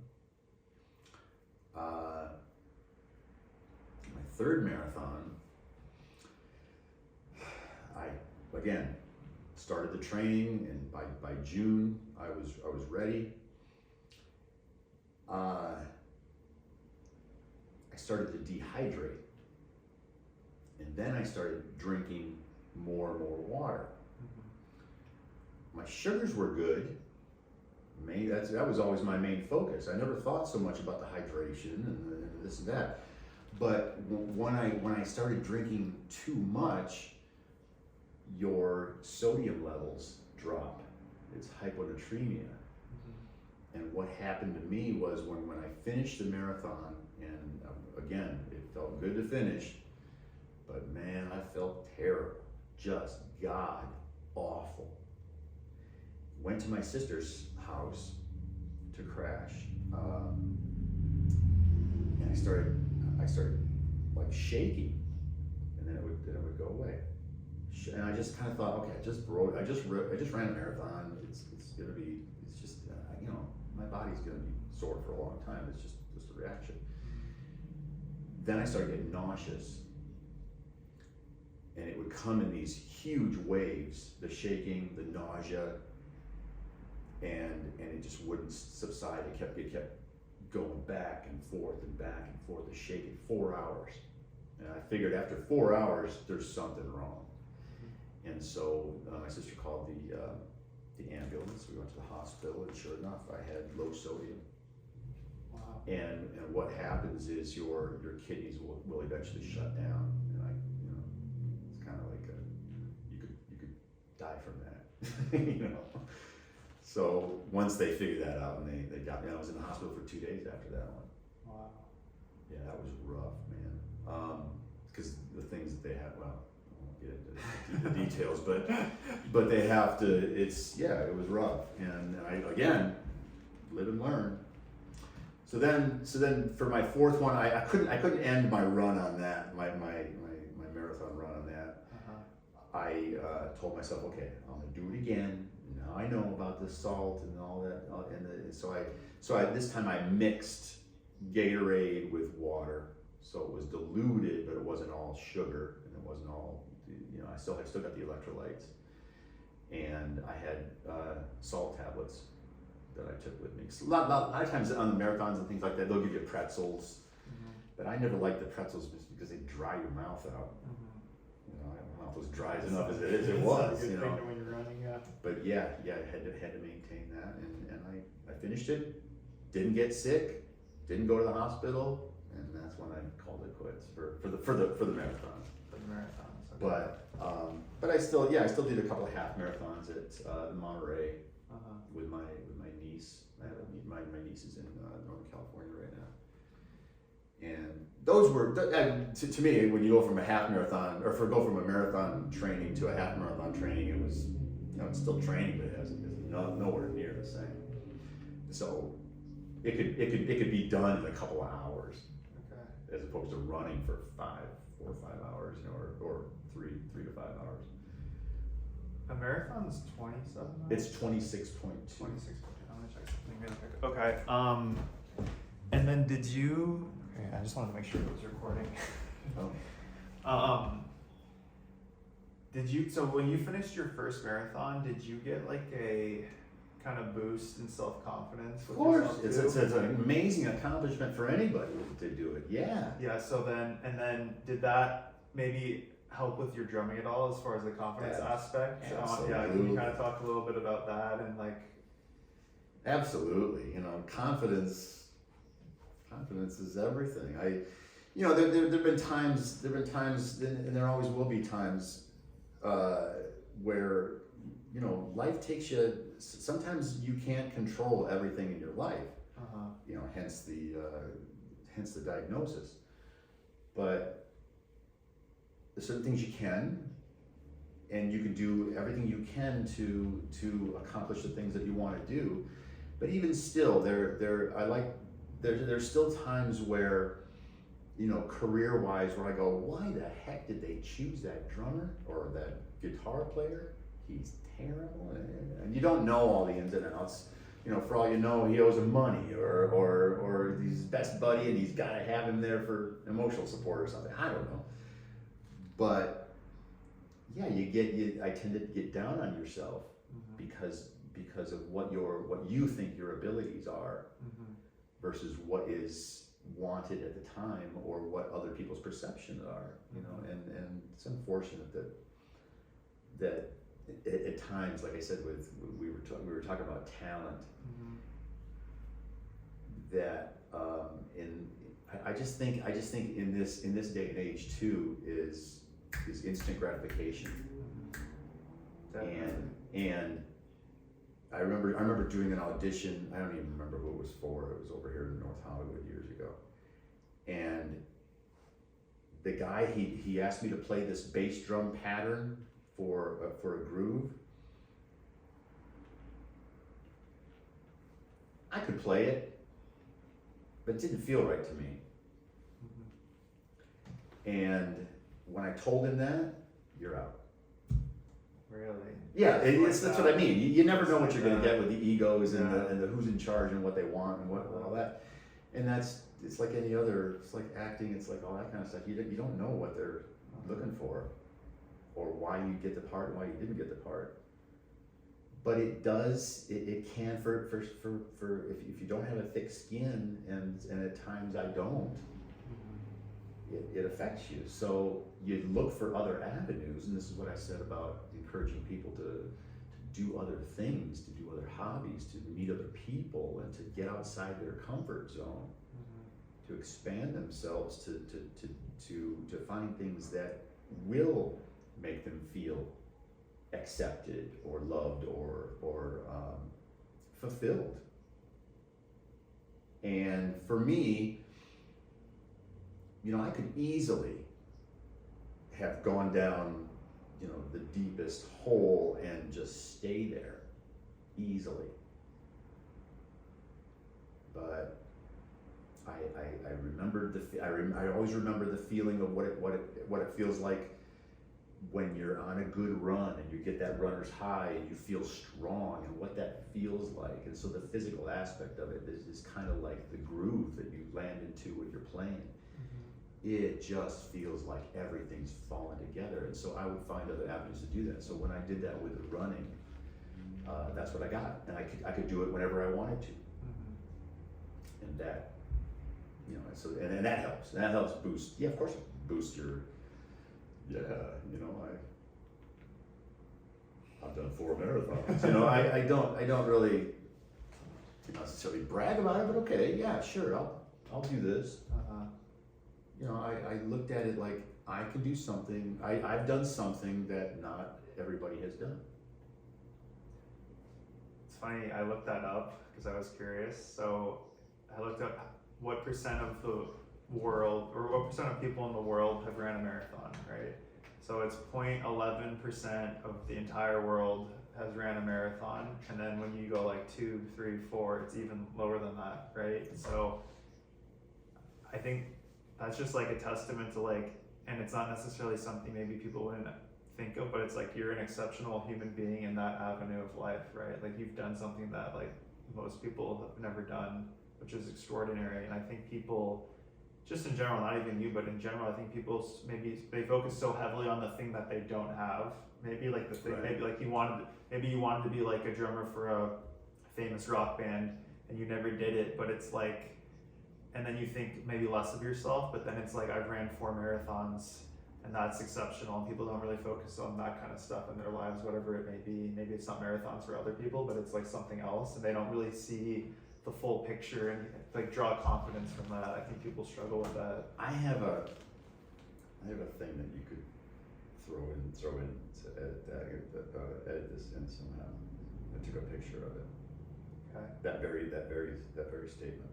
Uh-huh. Let's see. See, it's nothing I could. It's so long. It's nothing I could memorize. Otherwise, I'd just throw it out there. Uh-huh. Dale Carnegie, an American writer, he says, one of the most tragic things I know about human nature is that all of us tend to put off living. We are all dreaming of some magical rose garden over the horizon instead of enjoying the roses that are blooming outside the window today. And again, at this point in my life, I am pleased with and thrilled with the route I have taken. But when you're going through it, you never see all ends. Mm-hmm. There's another great line in a song that I constantly refer to and I constantly remember.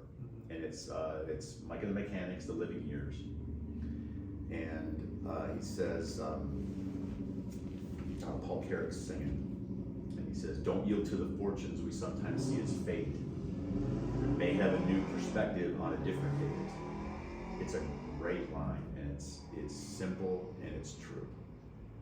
You know, too much we dwell on what you shoulda, coulda, and woulda done, and we don't really see what you did do, or how you do feel, or your environment that you are in.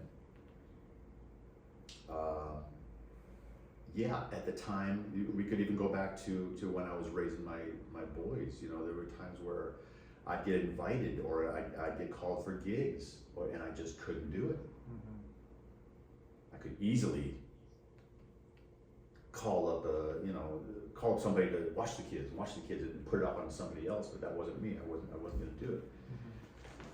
Mm-hmm. And yeah, of course, there's going to be regrets, and you wish that you had done things a certain way, and maybe if you had changed them, maybe it would be different. But then again, the butterfly effect, maybe not, you know? So I feel fortunate that up to this point, you know, being physical has helped my diabetes, Mm-hmm. being artistic in woodworking or building or the things that I do in drumming. Helps the emotional side, Mm-hmm. and also it's a very calming place that I'm in right now. Very calm place, very satisfied. And I know I could do just about any gig, and that in of itself, because I've worked on it, because I've worked on it, I know that I could play lots of stuff, and I'm comfortable and I'm happy. How long would you say you've been satisfied, comfortable, happy with Yeah, your life? Is it's it like in a recent thing, or you've been that way for a while? I would say 10 years. 10 years, okay. Yeah. And what was the shift? Was it kind of just understanding? The shift was I was really down on myself a lot about it. Uh-huh. I had such high expectations for myself. That I took a lot of it personally. Mm-hmm. And I would think, you know, why isn't this happening? Why is it happening to this guy and not me? Why is it doing, it's all that. And there is no real answer, because you don't know all ends and you don't understand why things happen the way they do. It's not black and white. Mm-hmm. And so I had moments of clarity when, thankfully, with friends and family, said, look, you know, you are a great drummer, but drumming isn't life. Mm-hmm. Music is not, it's not the end all be all. Mm-hmm. You know, what would you do? How would you react? Say if I lost my hand, what would you do? And I would, of course, my first thing was I'd learn to play one-handed. I'd kick it. I'd do that. Okay, But what would you do, mentally? What if you had no hands? What if something catastrophic happened to you? You're paralyzed or something, would you still be okay with the way things have gone? And if that were taken away, and then the answer is yes. Again, I'm thankful for my friends, my family, my kids, my situation, the country I live in, everything. I didn't plan on any of this. So I kind of relate to you in the sense of, I'm a perfectionist also, and my problem in life has always been, I think I know what it should, like, this is a good example, right, of a podcast. I know what it should look like. I know how it should sound. I know, like, it needs this lighting or like these microphones, and I know what the final product should be, but I don't have like the technical skill set yet to do it, right? And I think though, in terms of it needs to be that, like, it can't just be, like someone starting from the beginning and it being like, maybe the lighting's not good or the audio's not good or the video's not good, right? And so my thing has always been, I've then avoided doing it. Like, I don't do things, I kind of just put it off. And so, but it sounds like you've kind of always done drumming, or like you've always done stuff still, right? It's not like it doesn't sound like you avoid doing the thing, right? You've always like practiced and gotten better. Or have you struggled with that too, where you kind of just push it off to the side and avoid it? Well, no, okay. Yeah, it has to be drumming. If you're talking about drumming and yeah, like in your craft of what you wanted to do, you're like, yes, it has to be consistent. It has to be consistency. It has to be consistency. It has to be balanced. Yeah, like you never would have gotten to where you are if you were always pushing it off, or like, oh, I'm not good at it, right? I mean, there have been times where I have. Okay, like so I didn't play for months. Okay. And whether that was family tragedy or some kind of an event or even my physical situation. Sometimes I would have trouble with the diabetes, and it tears you down until it doesn't, until you decide to take another route. Sometimes what you do today isn't going to work in 3 years. Well, I used to do it all this way. We used to have it. My wife and I used to have it all the time, and I'd get all frustrated, saying that what's going on with you? You're always irritable, or you're always this. And I tell her, look, I'm telling you, and I show her the results of the pump, and I'm telling her, doing this. So you have to break it down and figure out, what did you do differently, or what? And if you didn't do anything differently, then she would get upset because you used to be able to do this, or you used to be able to eat this, or you used to be able to run 6 miles, and you can't do it anymore. I just, that was then, this is now. And so I don't run anymore. I had God, COVID messed me up, but I could get into that later. I forget where I was going with this. Well, I was asking about, like, well, you're saying how you've had times where you've stopped drumming, Yes. for whatever reason, and then you come back to it. Yeah. I'd imagine. Oh, coming back. Okay, it's almost like, and then here's the thing too. Consistency is the key. I've been playing now since I was 10. You're talking 48 years. Okay. I've been playing since I was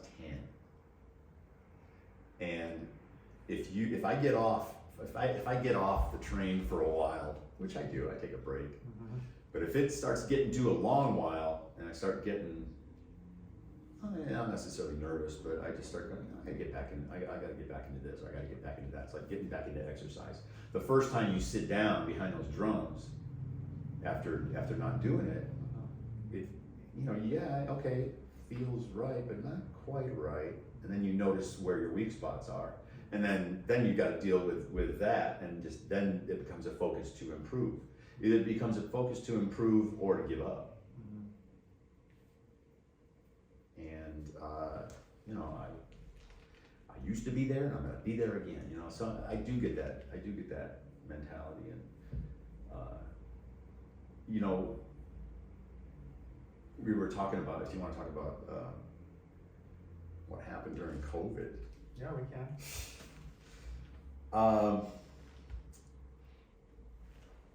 COVID. My kids were, one of them was in high school, one of them was still in elementary school. Mm-hmm. And you know, we all know about the shutdowns and the just all the things that happen. You know, we didn't leave the house. I was too afraid. We didn't know anything, especially with me being diabetic. I didn't know shit. Don't talk to me, you know. And that's how we just didn't know what we didn't know. Yeah. Oh yeah, wiping off the groceries and stuff on the porch, and I remember going out and just, you know, being freaked out by it. Mm-hmm. And that kind of isolated a lot of people, and myself included. Mm-hmm. And unfortunately, the kids really felt that. You know, kids need that. They need to get out. They need to experience. They need to be in an environment where they can learn and grow, and COVID kind of prevented that. Mm-hmm. So the first few months, you know, we just did what we did, and did what we could, and isolated and everything else. Mm-hmm. And one of the things that I do, as, if you want to call it as therapy, but you know, it's fun, is I like to bake. And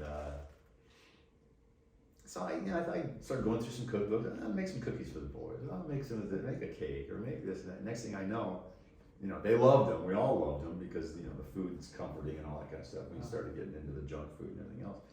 And myself, when I get into that, you know, the diabetes goes out the window, and it's harder for me to get up in the morning. It's hard for me to exercise, and all that. And then I started noticing my boys were gaining weight.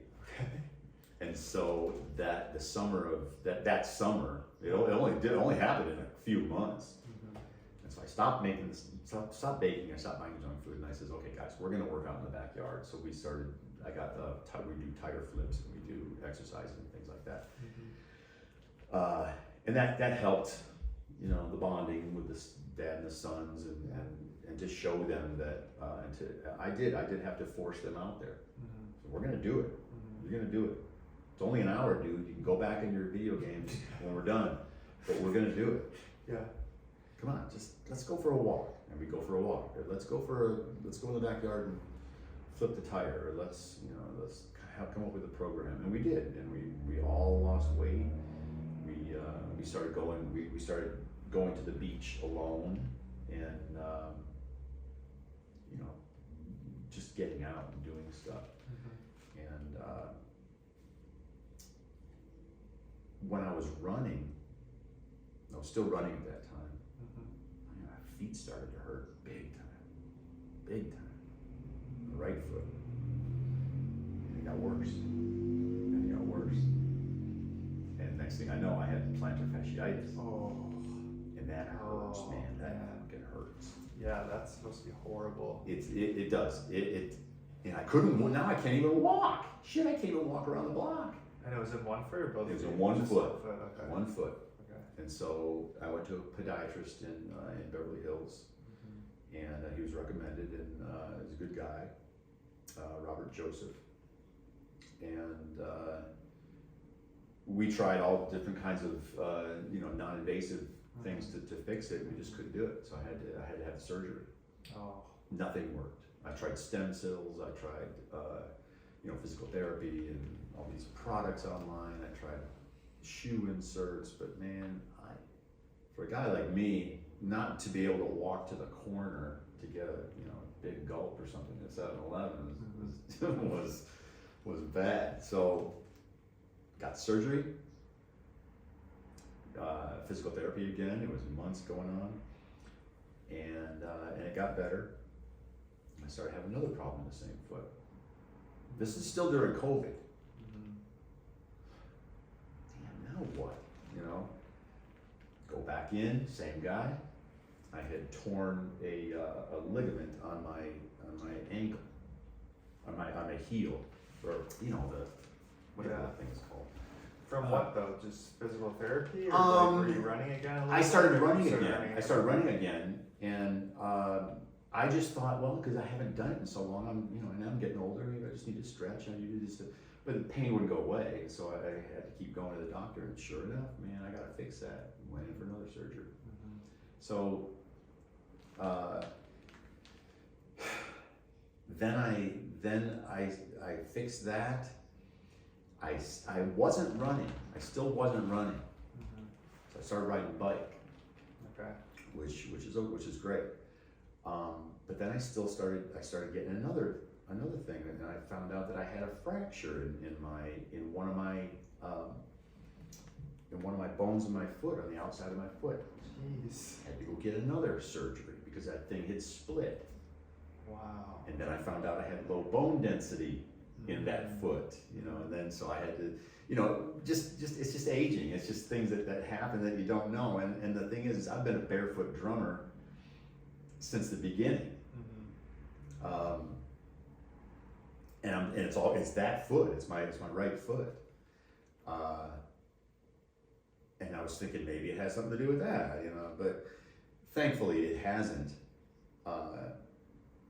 But yeah, 4 foot surgeries, I had 5. Okay. They put a plate in on that side of my foot, a metal plate with 2 screws going in. And I was still going to physical therapy.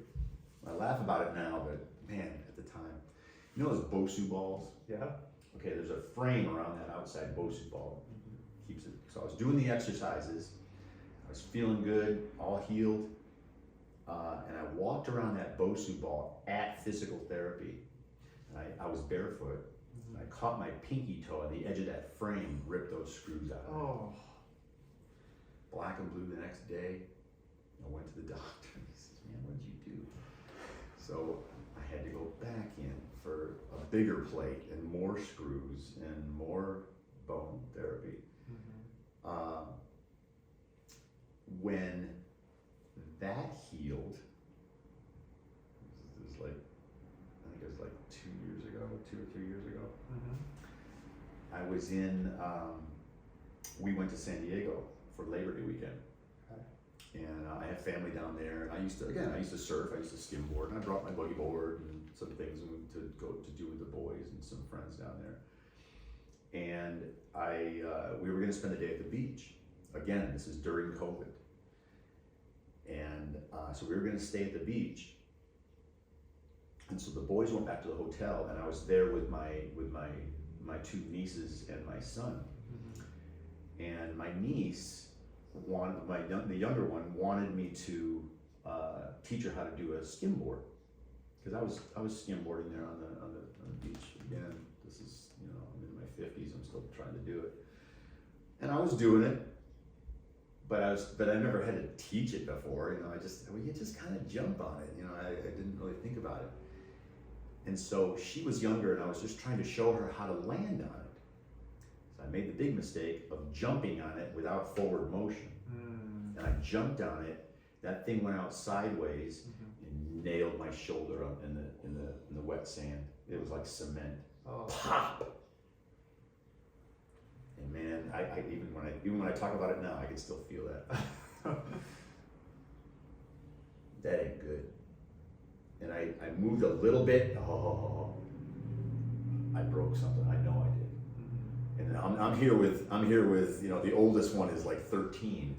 I'm here with 2 youngsters. I said, what am I gonna do? And then luckily one of my other sons showed up, and I said, you got to get Mom out here. I broke my arm. I got to get to the hospital. I got to get to a hospital right now. I didn't even hesitate. I said, I'm done. Don't ask me to play. I'm not gonna wait on this. Get me to the hospital. And he tells me, what do you mean you broke your arm? How did you break your arm? And I said, I just did it, and I'm gonna be in the house of pain in about an hour. Okay? So my wife comes out, I finally get a hold of my sister again, good old sis. She took me to the hospital. My wife came to the beach to take care of the kids. And she had to just drop me off. Everything was done out in front of the hospital. They wouldn't let me in unless only just to do the x-ray. I was covered in, beach sand and all wet and everything. And so that started a year of not being able to, almost a year of not being able to use my arm. Wow. And so I was always in a sling. I had to keep it as isolated as possible. Everything I did hurt. I slept on in a chair for about 6 months. Physical therapy slowly started. I couldn't lift anything. My arm got like this. And I even have video of me, in my sling, drumming, and hey, my left hand's always my weak hand. I might as well work on that. So I did. I started learning to play grooves and just doing stuff with just to get back into that therapy, if you will. I learned a lot. So again, in hindsight, I got better in my left hand. So now I get to a point, and then I can. After it took about a year for me to get to be able to hold my arm up to play over here, and to play, above me. And even to this day, I still can't stretch this arm all the way back. I just can't. My shoulder just won't do it. I'm still doing stretches and exercises. It doesn't hurt anymore. But during COVID, didn't need it.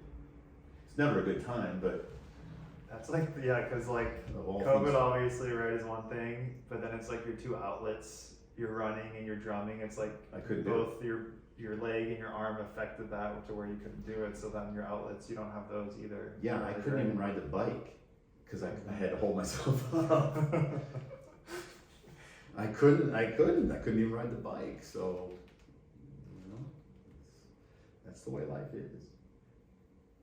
Yeah, so it sounds like you've dealt with a lot throughout your life, where it's not like you're alive, obviously, which is good, right? But it's like you've always had just really annoying things health-wise. It sounds like, right? So how do you did you handle that really poorly at one point, and then you kind of had to learn to just deal with it? Because it sounds like you've handled things pretty well with things that have happened to you in your life, like stuff like that. Yeah, the again, leg, the arm, the diabetes, Yeah, a lot of it is, I don't know, it's just never give up. Never give up and know your limitations and patience. You must be patient. And did you have all that though, or did you have to learn that? Yes, I've had that ever since I was young. Okay. Again, I was the tinkerer. I was the guy that built little models and stuff. My brothers liked to go out and do, and they didn't have patience. I had a very patient father. Okay. My dad was, if it couldn't be fixed, if he couldn't fix it, it couldn't be fixed. Time to throw it away after a couple hours. If he couldn't fix it, forget it. If he couldn't do it himself, he'd hire somebody. And my siblings tell me that I'm the most like my dad of my other brothers. But yeah, it takes a lot of patience, and good things will come to those who wait. If you want to think about things like that, it'll happen. Just be patient. And I remember going to physical therapy and thinking, yeah, I'm getting stronger. I can do this. I can do that. I can do all this kind of stuff. And then they change up the exercise. She gave me this weight to do like front raises like this. Easy. Oh man, I couldn't even lift a can of soup like this. I couldn't. That little teeny weeny weight. You don't realize. No, I'm not quite there yet. So again, it's just being patient and realizing that it'll happen. You just gotta stay on it and just not dwell on it. And that's the thing, is I don't dwell on things like that. I don't dwell on a lot of things. I don't worry so much about, I'm a dad, so you worry about your kids. You hope for the best for your kids. But I also know that they're their own people, and they're gonna make their own, they have to make their own mistakes. And that's the way I look at my life and the way I've done things. Yeah, of course I've made mistakes, everybody makes mistakes, but you learn from them, and you're patient that things will always get better. There's no such thing as a down. There wouldn't be downs without ups. There wouldn't be ups without downs. If you look at it that way, there's no even keel. Life doesn't happen like this. Yeah. I'll do this, and then I'll do this, and then I'll get to this point. No, it happens like this. It always will. And it's just how you deal with it. It's just how you perceive, and it's just an outlook. It's just you try to have a positive outlook. This too shall pass. Yeah, there's going to come a day where I'm sure that I'll get to an age where I won't have the flexibility that I have. I'll do everything I can to prolong that, and God willing, I'll be good until the day I die. Riding bikes and playing drums and everything that I still enjoy doing. But I know there'll come a day where I'll have more and more limitations, and that's just the way it is.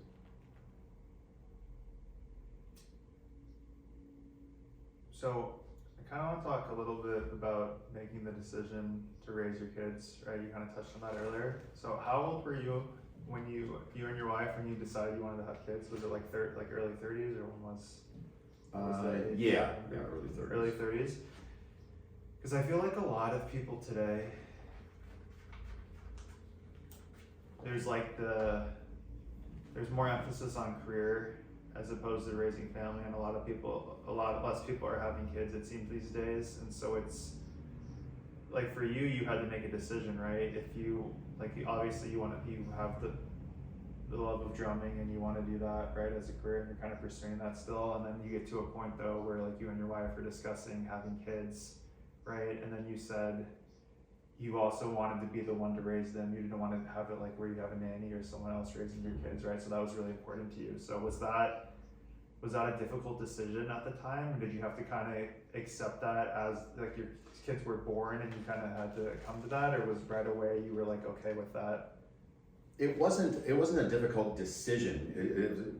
You mean to have kids, or to raise, or to be the one? Yeah, to kind of give up the 100% on. You can't be 100% with pursuing drumming. You have obviously kids, right? So yeah, did you accept that right away, or were you okay with that? Or you kind of over time you became as the kids are getting older, over time I really strived to I took my job seriously. And I think the parents, I think a parent's role as a parent, and this is okay, your role as a parent is you're to make kind, independent, productive members of society. I think that encompasses it. Yeah, I agree with that. And so that's my job. So I'm not the dad that I was never the dad that, not a helicopter parent. It was hard being the guy at home, because sometimes my wife would come home and she'd see my kid, doing something, and she would completely freak. And there were times where I'm glad she was home, because I needed her to take over. That's the nature of the things. Yeah. But I remember sitting on the patio. We had a patio at the time that had a stairway going down. It was a little short stairway. It was only about 36 inches off the ground, and a stairway on the other side. And I showed my son how to go down the stairs, and go backwards. And once he figured it out, he would go down the stairs. He couldn't walk, he'd crawl on the patio over to the other side, and it was dirty, you know, it's right next to the freeway, there's road dust, and there's dust, we're in Southern California, and there's schmutz from the tree, and just stuff everywhere. I didn't care if he got dirty. Mm-hmm. She would freak, what are you doing? He's getting dirty, he's gonna hurt himself, you better get over it. And I would say, look, he's not that far off the ground if he falls. Mm-hmm. I'm right here, I'm watching him, I'm just not gonna prevent him. And so yeah, I took the job seriously, and I would never see. I don't know where to go with this. I'm just curious of like, because if you had a dream of, I don't know what the dream was necessarily, but let's say the dream's like you want to be a drummer in like a rock band, right? And like tour, maybe like internationally, and then like around the U.S. And then it's like obviously you could keep pursuing that, if you're deciding to then have children, and then like one side of the relationship, like that person's going to be the main breadwinner, like you said, then it's like you have to come to terms with you're not going to be able to pursue that fully, as if you didn't have the kids, right? So it's like, yeah, I think I just take I take responsibility seriously. okay, If you make a decision to have, I'm going to get blasted for this one, but if you make a decision to have kids, you have a responsibility to raise that kid. Again, I just take it seriously. Do you have a responsibility to raise that child to be kind, productive members of society? Mm-hmm. And I take the job seriously. So I didn't. I was going to make sure that I raised good kids, and that they understood that in order that life is a sacrifice. Life is full of sacrifices. Yes, of course I could have been. And the thing is it's a crapshoot whether or not I could have been a where your career takes I could have put every aspect of my being into it and still have nothing. But I got this. There's what you want and what you need, and there's always going to be there's got to be a sacrifice. There's got to be balance in all aspects of your life, and you just got to be okay with it. Yeah, I don't have the top-notch gigs all the time. I could easily do them if the opportunity arises. But on the other hand, if I get called for a gig, and my son is in a play or he's singing at the school, gigs are gonna come, but this ain't. And so, no, sorry, I'm not doing the gig. I'm gonna do this. But on the other hand, if financially or even emotionally, honey, I really want and need to do this gig. I have a spouse, I have a partner that understands that. And she'll say, go do it. I'll make sure I film it. I'll make sure, and that is I think that has put me in such a good place today to have a partner that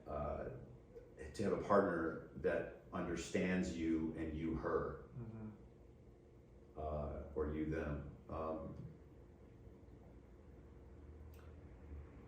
We communicate well, and it works both ways. She's my wife Andrea, as an executive, she has a lot of pressure, and of course also as the major breadwinner at home. And if she tells me, you're driving me nuts, I gotta get out of here, I'm gonna go on a girlfriend weekend and do spa things, have at it. I got the boys. Because it works, because it's gotta be both ways. There's gotta be a sacrifice, and thank God I have that. And found someone that we understand each other. Mm-hmm. It's taken a while. It's an evolution, and again, it's patience, and it's a lot of work. Maybe I'm just lucky. It's funny because I think, like you mentioned in the email initially when we were talking, and then kind of when you got here, it's like, I think the attitude was kind of like, why would anyone want to listen to me, right? Or like, but it's interesting, like listening to you this whole time, because I feel like this is a amazing episode for someone to listen to or watch, because it's like, it's not the glitz and the glamour, like this person did this or that, but it's like so many different elements of your life, like you found what you're passionate about in drumming, you have like a great partner, like you were a great father, and like you've struggled with a lot of like the diabetes, the breaking the legs, all the surgeries and all that, and it's like and then like running the marathons and the discipline and the hard work and like sticking to stuff, those are all like, I think, elements of like things that people can take from that, and it would be like, that's what a successful life looks like to me, or like a life worth living, right? It's not necessarily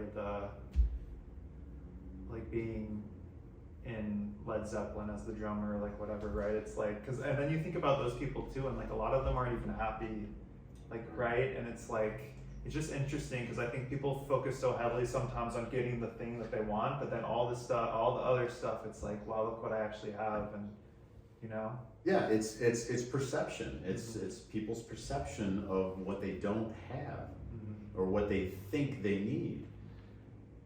And a lot of times, it's the old thing. It's like, be careful what you wish for, because you just might get it. And it may not be all it's cracked up to be when you get there.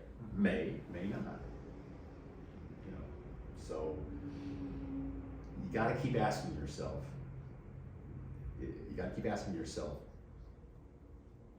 Is this fulfilling?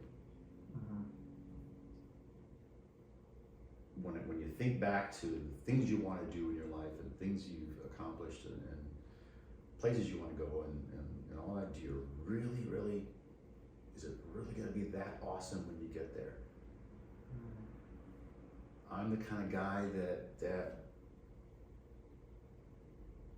awesomeness lasts for this long. There have been times where I say I'm on the road and it's great, and the music is great, the people are great, everything's a party, everything's fun, and yeah, but it is more relationships. It is more work than fun. And you got to enjoy the work, and you got to enjoy the people you're with.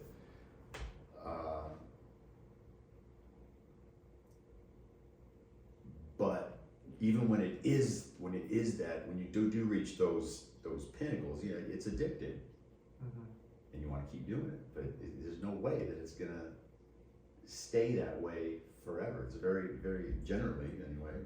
There's very few people that are able to do that. And so you gotta have the other parts of your life in order that hopefully you could get satisfaction out of that, as if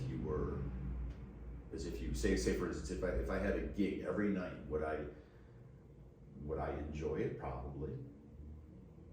But that, if for one reason or another that gets taken away, you still got to be okay with it. But there are still times where it is kind of an addiction. You're on the high, and then you come home, and you're right back into the day-to-day of living. You got your wife, you got your kids, you got your house, you got your this, you got money, you got bills, you got all the other stuff you got to deal with. That's really what life is. That's really what you have to deal with, and it does bring you down. Some people have to escape and get back to that place, to that high of performing, and which is, that's their gig. Yeah, I enjoy it as well. I try not, at this age, I try not to let it consume me, though. What's your favorite gig you've played? Do you have one that comes to mind? Oh, man, no, I don't have a favorites. No favorites. What about best performance ever that you've had? Do you have like do you think of like, this is the time I played the best or anything like that, or nothing like that? No, because it's really funny. I'm very critical of myself and my playing. And again, I go back to that line, that lyric. Don't yield to the fortunes that you sometimes see as fate. You may have perspective on a different date. Especially some of the things that have been filmed. And I can honestly tell you, when you're in the moment, you're thinking 27 different things at once, and you're very, you want to put on the best performance ever and all that, and you get off the stage and you think, God, that sucked. What mistakes I made, and you're freaking out. And you get out there, and even if people tell you, oh, that was awesome, you were awesome, they're taking the whole thing in. They're not thinking what you were thinking on stage. They don't know what you went through. Breaking a stick or breaking a head, and I've had to change snare drums in the middle of a song. It's like, wow. you got it, and do it by myself. I didn't have a tech to help me. I had it already because I knew that the possibility, but they don't know any of that kind of stuff. And so that makes times like that difficult. But when you get out and they say, oh, you were great, or you're great. Okay, yes, of course it feels good to be told that. But I still have that, sometimes I still have that self-doubt where I go, yeah, but I didn't feel it. And then years later, if somebody does show you a video, oh yeah, that was kind of cool. Oh yeah, I was good, Or, oh yeah, that's cool. Yeah, I remember. You forget, and so that's my, in a way that's kind of part of the addiction. You want to keep striving for that and keep doing that to try to hopefully get to that point. Maybe you get there, maybe you don't. But as you look back on it, you think, you know what, that was really cool. I don't have any one time that comes to mind like that though. What about, so I was looking at your Instagram, and I saw, is his name Mark McGrath? The singer Sugar Ray? Yeah. So I grew up listening to Sugar Ray. Oh, so okay. I thought that was cool. So what's the story of it? How did you meet him, or how did that? Mark, I met him at, when I was doing the festivals at the school. Okay. He has twins. He has a girl and a boy. And his wife Karen, I would always see her at the school, and saw Mark McGrath, and his kids started going to the same school, and so we just started getting into that circle, and they asked him to perform, to do his service hours, and that's how. Oh yeah. Well, there's Tommy. He's playing with. I think the first time Mark performed there, I performed with Mickey Dolenz before, right before he got up on stage. He had his own band. A lot of times he likes his own people, and that's how it is. But we put together some stuff for those shows where we played with. I think we even did. I'm not sure if some of the Picaro guys were in with that band too. Yeah, that's what that was. Yeah, he's a good guy. He's a fun guy. He's a great front man. He knows how to work a crowd.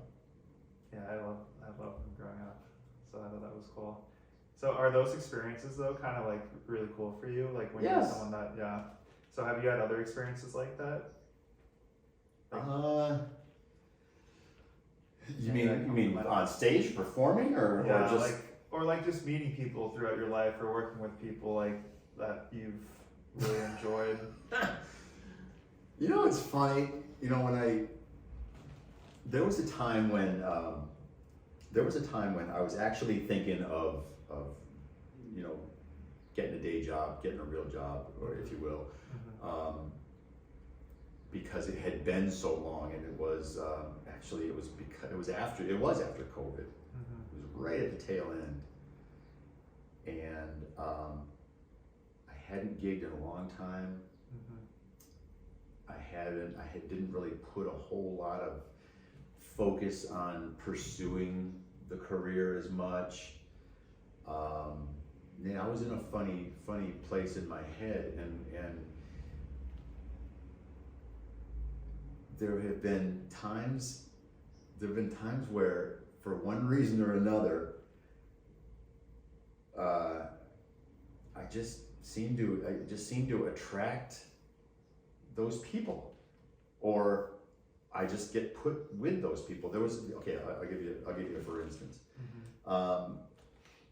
When I was doing some of the film stuff, and I was on the movie, I was on a bunch of TV shows, Roswell and 90210 and some of those shows. I don't, to me it's just, to me it was it's just a day gig, and yeah, so it's kind of cool, it was fun. Cool, You yeah. never know who you're gonna meet and all that kind of It's stuff, cool. and it was something fun to do, and it paid through the union. And we went to, my wife and I went, it was before we had kids, and we went to, we were in the World Trade Center, we wanted to go to the top. And we get on the elevator's packed like this, and I'm the last guy on the elevator. Now we're in New York City, and I don't know anybody in Manhattan, in New York. And the elevator attendant gets on, and he's this close to my face. The whole place we're jammed in this elevator that shoots you to the top. And as we're going up, this New Yorker, he's looking at me, he goes, "You look familiar. Were you on that show? Did I see you on this? You were on some show. You look like an actor." I get that a lot. And, I've never considered myself a quote-unquote actor, even though I've pursued it, I've tried it. It wasn't so much my thing, but yeah, I was on that show, yeah, so I get that. And then my kids and I would go camping, and I'd meet somebody at the campsite, and it turns out, that dude's a musician.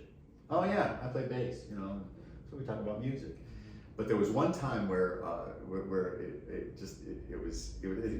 after that happened so many times in my life, it just is what it is. I just have a look, or I have a demeanor. I don't know what it is that attracts that question or that comment. Maybe I should have been an actor. Maybe I should have been something more. But I'm just not that front guy, kind of a guy. We were in Tahoe. My wife was at a CEO conference in Tahoe, and we stayed at a resort up there. Trying to remember the resort. It was where the Olympic, the skiers and all that. The one year they did that. We came up on the resort, and it's this awesome tram that takes you to the top. There's restaurants up there, so I was hanging out with the boys, and somebody told me that there was a hiking trail that goes down the mountain that people take. It's a long hike, but it's definitely a designated trail. So I asked my son, he says, "You want to do it?" Yeah, my older son. My wife at the time was having back problems, and my other son was just too young, he wasn't interested. So they took the tram down, my son and I, this is like in August. And you edit this in, but I don't remember the dude's name. Anyway, somebody said there was a lake up there. So Michael, let's go see if we can find this lake. And sure enough, man, the trail took you right past the lake. And I saw two people swimming in the lake, jumping off, swimming. So let's go over there, It was hot. And so we went over there, and I saw them. I'm just a curious by nature, so I wanted to get where they were at. I wasn't thinking maybe they wanted their alone time, but then again, it was a public place, and I just kind of showed up, and I could see that they were setting up their phone to take pictures of them, frolicking and all this kind of stuff. They were a little younger. And I said, they saw me and they waved, they were nice. And I said, hey, would you like me to, I could get some better shots for you. He said, sure, you know, and he shows me his phone, he gives me that. My son finally makes his way over. We start talking up with them, and he's jumping in, we're jumping in, we're swimming, we're playing. And so we just started chatting, and I says, he asked me, so what do you do? And I says, well, I'm a drummer. You know, I haven't played in a while, but yeah, right now I'm on vacation with my kids, but I play drums. What do you do? He goes, I'm Shania Twain's guitar player. Wow. In the middle of nowhere, you know, so I had moments like that just happened. My kids started laughing, and the guy looked at him and said, what's so funny? And he says, every time we go any place, you know, my son at the time was about 14 or 15, I think. I don't remember, maybe 16. Every time we go someplace, my dad meets a musician, you know? It's just the way it is. So in that moment, are you like, just, oh, this is a cool experience, I met Shania Twain's guitarist, or is it like, oh, I'm trying to get like this person's info maybe? And like, well, yeah, there's always that. But do you struggle with that, doing that? Yes. Or okay, because I'd imagine like people trying to make it, let's say like even back when they're younger, they probably like that. You have to be able to do that, I'd imagine, right? Yeah, I did because I had been out of it for so long, and I started you know, especially during COVID, and I was thinking, I really want to get back into it. I really miss playing. I miss, you know, all that aspects of it. Mm-hmm. And then I started thinking, you know, this is, if you believe in fate, if you believe in God, or is he putting it in my path, you know, it just seems to just fall in. Mm-hmm. I wish more of that would fall in my lap, mm-hmm. but I have been lucky. I have been fortunate that a lot of this stuff that I've just done, mm-hmm. it just happens to be, you know, I just happen to be living in Studio City. I just happen to, you know, meet Mark McGrath on there. I happen to be a drummer, and they need a drummer, and so I go up there, and next thing I know, I'm, you know, playing with, you know, Steve Porcaro and some of those guys. This just happened. That's just a happenstance. Mm-hmm. So I start thinking, maybe I ought to pursue it. And so I did. I tried. Mm-hmm. You know, we swapped information, and we got that, and I tried putting it out there to him, and that's what you do. Mm-hmm. That's what you do. If you say, hey, I'm the guy, check out my stuff. If you need a drummer, you know, so yeah, it happens constantly. I do it all the time. You know, it's hit and miss. You know, he never called me back. He never, I never made that connection. He was a little younger, and I saw his stuff, and I thought, okay, he's just in a different circle of guys, and sometimes sometimes it works, sometimes it gels, sometimes it doesn't. Mm-hmm. I pursued it, but nothing came of that one. But it was still kind of cool story to tell. That's really funny. So, I think today there's, especially with music, it seems, and we kind of touched on this briefly too, is like a kid can be in a garage and start making music digitally on a computer, and mm-hmm. It's like the access for people it's a lot easier now than it was back then, probably when you were growing up, right? And a lot of people get discovered or can get famous, especially musicians, is through social media and YouTube, right? And so then we also kind of talked about, before we started recording, was how you've kind of tried to do the YouTube thing, or like, and then it's like learning it, or like hiring someone, and it's like too expensive and all that. So is that, because that's like an avenue for anyone these days, especially even like just 8 years ago when it was becoming a thing, right? And that's like a way to, so have you, I don't know, it seems like, and then you said you haven't been playing as much, so it's like, is that kind of the goal, I guess, going forward, is maybe yes. to try and, it's the social media thing, yes. getting to that? Because you yes. could get like totally successsul just off doing that, even now. I don't know. You know. I just think that maybe it's my, I don't know. Maybe it's my generation, but I have a hard time.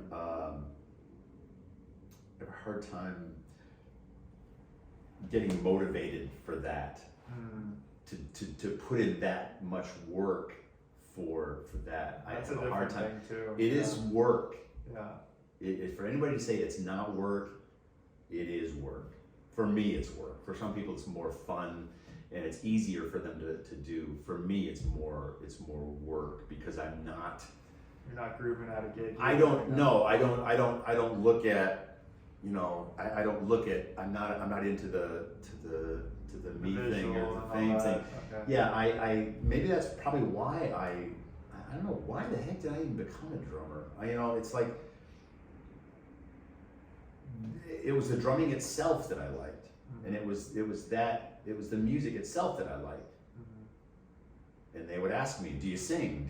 Are you a front man? Are you doing this?" And that part of it, I always was shy. I shied away from.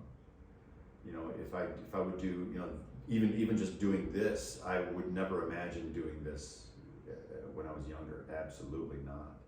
I wasn't driven by that. I wasn't even good at it. I was very shy, very self-conscious about it. We did. I remember when I was on a tour with a local singer, Annie Osborne. She was a very good singer, very good. It was during that whole country thing, and we were on tour. She had some radio dates, and I remember just being nervous as hell just to be on the radio. Yeah, that was me. And a lot of people can fake it really well. I faked it pretty well, and really realize how nervous sometimes people are when they're in front of the camera, and that was me. And that wasn't I was just never motivated by that. So it's hard for me to make those videos. It's hard for me to do it by myself because I'm so critical of my look or the this and that, and I just kind of and I downplay a lot of things. I'm the same way. Yeah. Speaking to the choir, it's literally the exact same way. So then so let's say like your first gig you ever did drumming, then did you have to kind of get comfortable with being on stage, and was that really hard for you, or were you kind of just fine because you were playing music? And It was the job. It was what I was there for. They came to see the music. That part of it was never a problem. I have no problem getting up on stage. I don't. So there's no stage fright really. No, there's always going to be the butterflies, and you want to be you're especially when you're the drummer. All eyes are on you, and you especially for the dudes on the stage. You're supporting a lot of this stuff. I never really thought of it that way. I thought of it as we. I thought about we have to do this, whether I was in high school orchestra or anything. It wasn't about me. I'm just not that guy. I like to be support, and I like to be. And that's probably why I did so well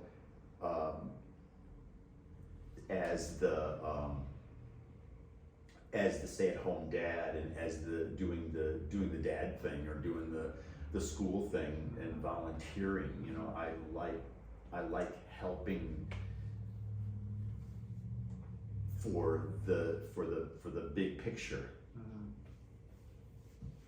I got no problem schlepping ladders and cables and crafts and all that stuff that you do as a parent, especially, but as a volunteer. I like helping out for the group. I think that's another lesson in life too, right? It's kind of like knowing who you are and then accepting it, because people try and be like you said, you're the we, and like being the support versus maybe wanting to be like the headliner and like the person who gets all the attention, right? Some people are probably more suited to be like that with you, the same as you, but they want to be the headliner, and it's like learning to recognize you're not and accept that. But it seems like you kind of knew that, right? Yeah. You know who you were, and you were fine with that, right? Absolutely. There was a time when I first started getting into the musical crowd, and we met somebody at dog class, and as it turned out, she was a songwriter, and She worked with Kenny Loggins. She was connected to a lot of. She just was connected. But she was the sweetest, nicest lady, and her husband was great. And he's in the film industry. Okay. And he also was a recording engineer. And again, very good, down to earth people. And so I knew that they were there, and that was what I thought was way cool. It wasn't like us and them. And she had an event, and she invited all her friends out, and the event was helping her plant her garden. You know, so she invited all these musicians and friends of hers. And some of them got dirty, some of them didn't. So some of them definitely had that I don't do that kind of attitude. I wasn't raised that way, you know. And then that's how I raise my kids too. Hey, there isn't this like I don't know how. You just dig in a friggin' hole. You know, I got no problem getting dirty and getting my hands. Getting my hands in the mix. Physically. So with your kids, I'd imagine the answer is no, but did you ever try and steer either of them to drumming, or did they ever take a liking to that? I tried. You tried? I tried, you know, I wanted to see, and my younger son, he's a very good musician. Okay. Drummer though, or? No, he's not a drummer. Okay. He wanted to, he asked me for lessons, he asked me to start doing it, and when I brought it up, let's go. Not today, Dad. Not today, Dad. No, there's another one that my older son he started on guitar for a while when he was in elementary school, and he thought maybe he wanted to be a musician, and I remember putting him in his bed, and he said yeah, I was putting him to bed. He goes, yeah, I want to be I think I want to. Some of my friends are gonna learn guitar. I want to play guitar. Oh, so you want to be a musician like your dad? And he goes, Dad, you're not a musician. You're a drummer. Wow. Oh. Dude, you have no idea. Wow. How many times I've heard that joke, and you just nailed it. You know, I heard that from my own son. I said, yeah, okay. So yeah, he started playing guitar, and he lost interest. Michael was more my older son he's more cerebral. He was a big reader. God, when he started reading, I couldn't get the book out of his hands. I'm not kidding. Walking into church or something, he's got his book. Mike, leave it in the car, you know. And at first it annoyed me because I couldn't get him to help out in the house. I couldn't get him to do this. But then again, there's a responsibility. You know, we're not going to do it all so you can sit there and read. And so yeah, that's the kind of dad I was there's a time and a place, but right now, you know, I need to get to work, but you know, I need help here. So, and he does. He's the same way. He's a good helper, and he's got his own thing. He's doing it in Chicago. He's going to school. Yeah, he wants to be in the film industry. What school in Chicago? DePaul University. Wow. Okay. I applied to DePaul too. Oh, did you? Yeah, my parents are from Chicago, so. I have another story Let's hear it. about, it was just recently actually. Yeah. In October in DePaul, they have it's like a parent weekend, you know, where they have activities and events for parents, and parents come see the school, and you know, especially the new kids. And Michael was in an improv class with some of his friends. And he goes, Dad, some of my friends are going to be putting on a show on Saturday night. You want to go? And I'm thinking we're going to be going to like an improv, you know, like in LA, we go to an improv show, you know, at a local theater or something. No, it's in the classroom. So, oh, okay. So we go. I meet his friends, and I knew some of them, and some of them I didn't. And some of the parents are there. There's a room of about maybe 20 seats. It's a little tiny room. They got the lights. They turn the lights down. Watch the show. It was a great show, and it's really fun. If you ever really want to see something, you want to talk about creativity, go do improv. That's a talent in and of itself. Anyway, those kids were good. My son leans over and he goes, "Dad, SpongeBob sitting behind you." I said, "Who? What?" He goes, "Tom Kenny's sitting right behind you, Dad." And I turned around and sure enough, and I knew Tom Kenny. I never met him, but I knew he lives here. There's a Studio City. He's I have friends that are friends with him, and I said, "Oh my God!" And so we met. Tom Kenny was at that same show, and turned out his daughter's going to DePaul, and she's a freshman there. Small world. Yeah, like you said, it happens a lot. And then, so with your kids, your sons, was them not being into or wanting to be a drummer or musician? Did you push them hard to try and do that, or you're no? I'm not a pusher. Yeah. No, I push on responsibility, taking care of yourself, being aware of your surroundings. I push on that stuff. Yeah, I'm that dad. But as far as what they want to do with their life, as far as what they want to do what they want. Yeah, as far as what they want to do, no. I'm again, I'll push for responsibility. If you're gonna do it, you're gonna do it right. I mean, that's the way I was raised. When my mother gave me brought me the snare drum. My mom was I had 5 brothers and sisters. My dad was a lineman for the phone company. Luckily, he didn't work for the auto industry, so he always had work. You know, growing up in the 70s, there were always layoffs and ups and downs, and it was terrible for some of the families. My dad always had work. My mom worked occasionally for the company, but for the most part, she was the home mom. So she gave me this drum, and I'm sure it was, you know, keep the kids busy because I'm so tired. I got so much to do. You know, she gave me the drum. Do you want to do this? I said, sure.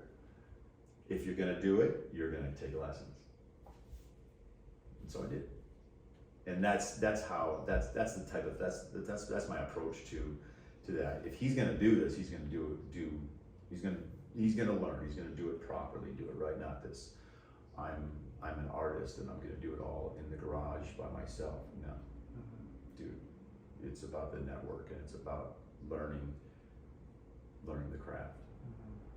And he fell right into it. He loves it. And you know, and I got my younger son right now. He's a musician. He's not, you know, I encourage him to practice more. He's good. I saw early on in that kid, he has great pitch. He can sing. He can dance. He's got timing. It just happened. I heard that when he was in his car seat in the back of the truck, you know, singing along to the music. Wow. So, wow, man, dude. And sure enough, you know, he picked it up really well. He during COVID, he was playing the ukulele in one of the classes at the elementary school. The kids had ukuleles. And during COVID, he kept it going. He got online, he was playing it. So now he's playing the uke at his school. I don't know if he likes to play, he can play, but he's not. I don't think he's not his passion. He likes baseball. Baseball, okay. He loves being physical. That's what I played, was baseball. Yeah.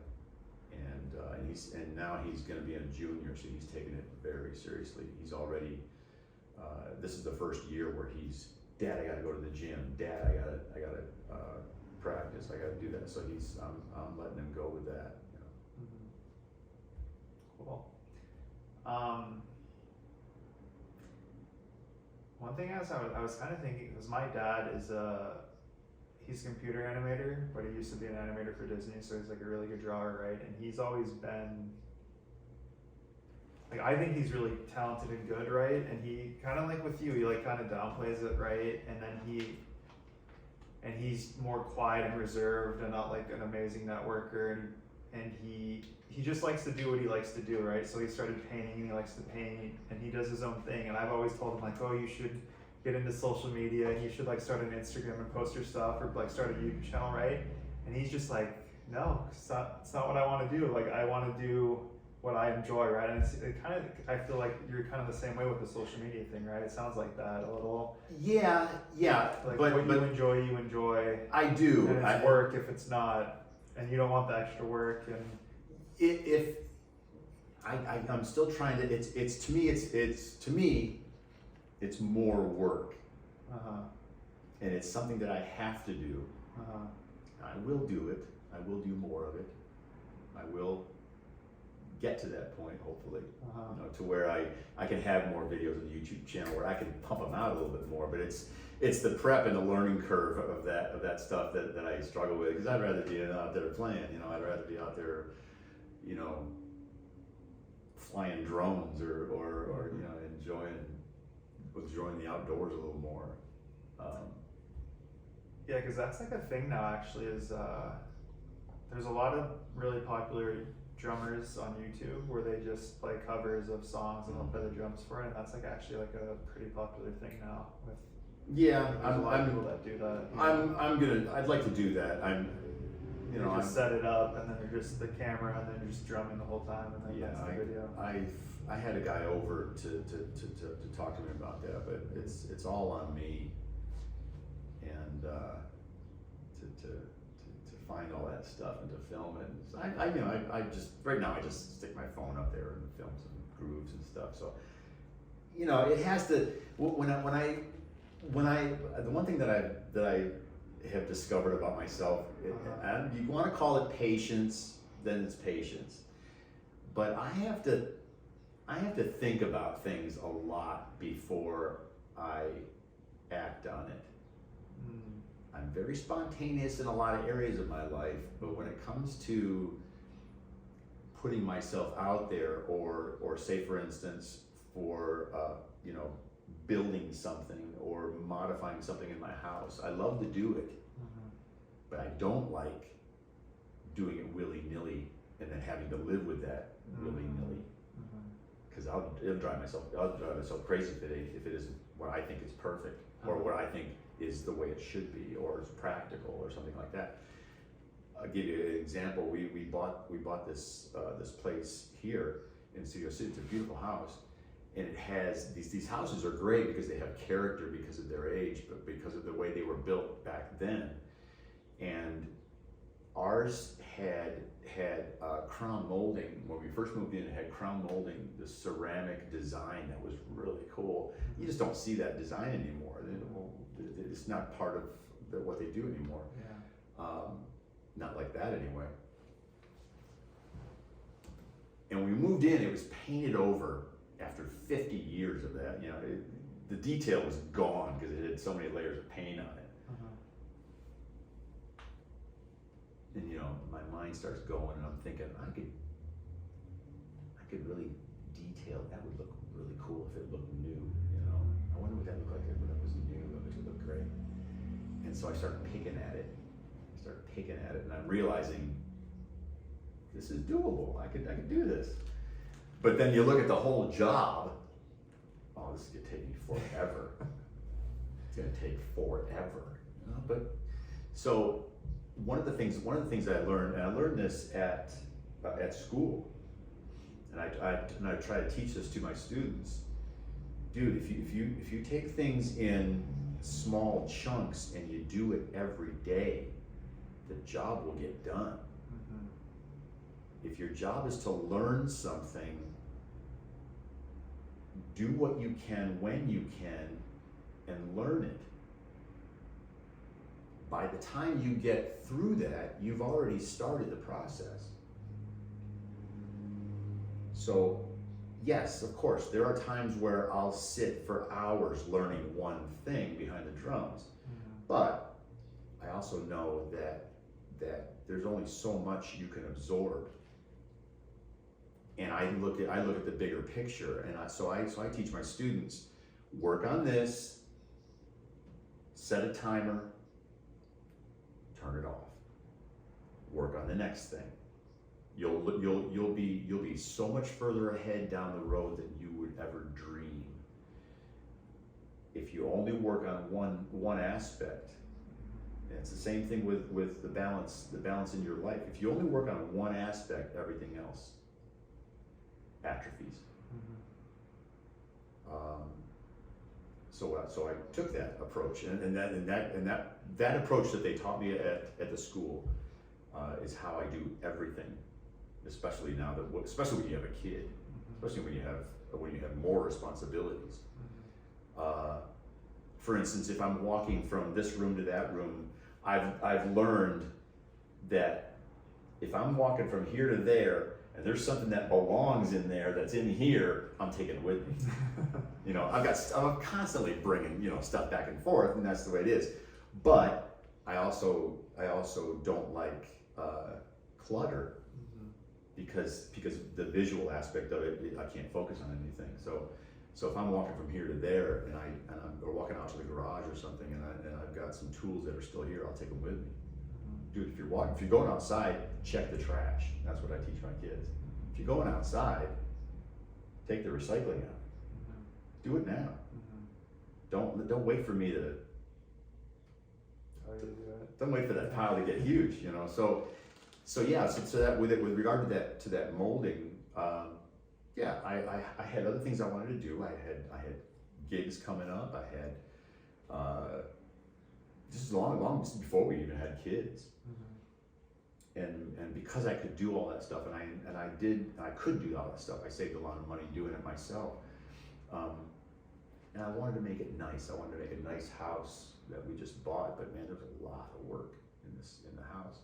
And that was one focus that I knew that I could, that was gonna be cool if I could get it accomplished. So I took a heat gun, and it was stinky and nasty, and I opened all the windows up, and I melted all that. I didn't want to do it with chemicals, even though the heat gun produced its own coming off the fumes. But I had the fans going, and I set my timer for an hour, and I did an hour a day. And by the end of the week, every bit of paint was off. It's just an hour a day. In just 1 week. In just 1 week. And what's done? Well, you see, the thing is, because when you first start to do it, it's the learning curve. An hour takes you this long, and once you figure it out, an hour you can get this much done. You know, the better you get at it, you're not going to get any worse. And that's how I look at things. It's like the first time you do it, the first time a band plays together, it's going to suck. The second time, it's going to be better. It can't get worse. So that's how I did it. And then after the timer goes off, it takes discipline to stop, clean up, open the windows up, put things away, clean up the tools, set it, do another hour for the next day, and tackle it the next day.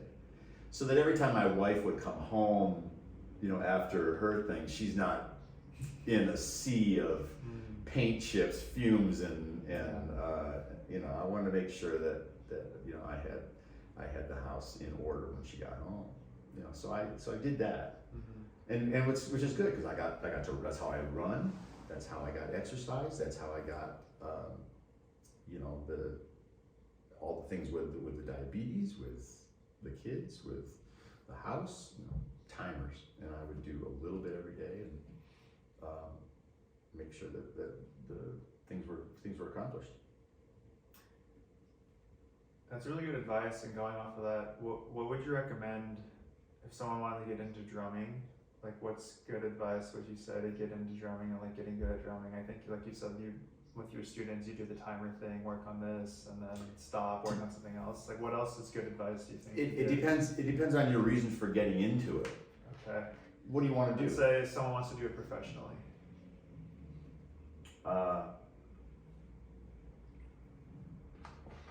First thing would be to don't focus on any one genre of music. Listen to all kinds of music. Okay. Again, it is what you like. You gotta like what you do. If you don't like jazz, if you don't like, you know, whatever, you know, Latin music or whatever it is, if you don't like it, find something in it that you do like if you can. You must try. And to that end, those levels is how you're going to be able to play it. And that's part of the work, but it should be fun. So if you're starting out, do what you like to do. For me, it was rock and roll. Man, to me it was just banging and smashing and made me feel strong. You know, I had 2 older brothers beating me up every day. I needed something to do aside from, all the other kid stuff that we did. But I needed something that made me feel me, and made me feel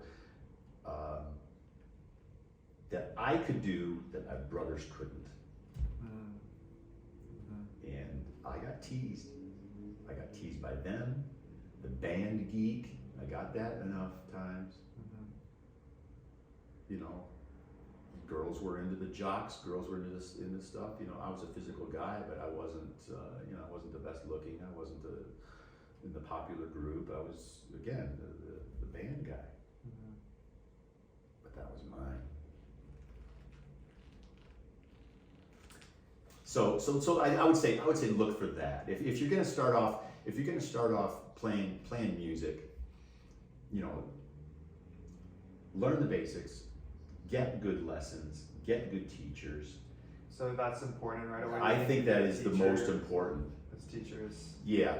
Can you learn yourself though on YouTube, kind of like how we're talking about, or is it better to get teachers though? Would be yes, no, and nowadays, like I said, you got so many resources now. You can do that, okay. And decide what it is you like about it. If you like the drummers that are fast drummers, great.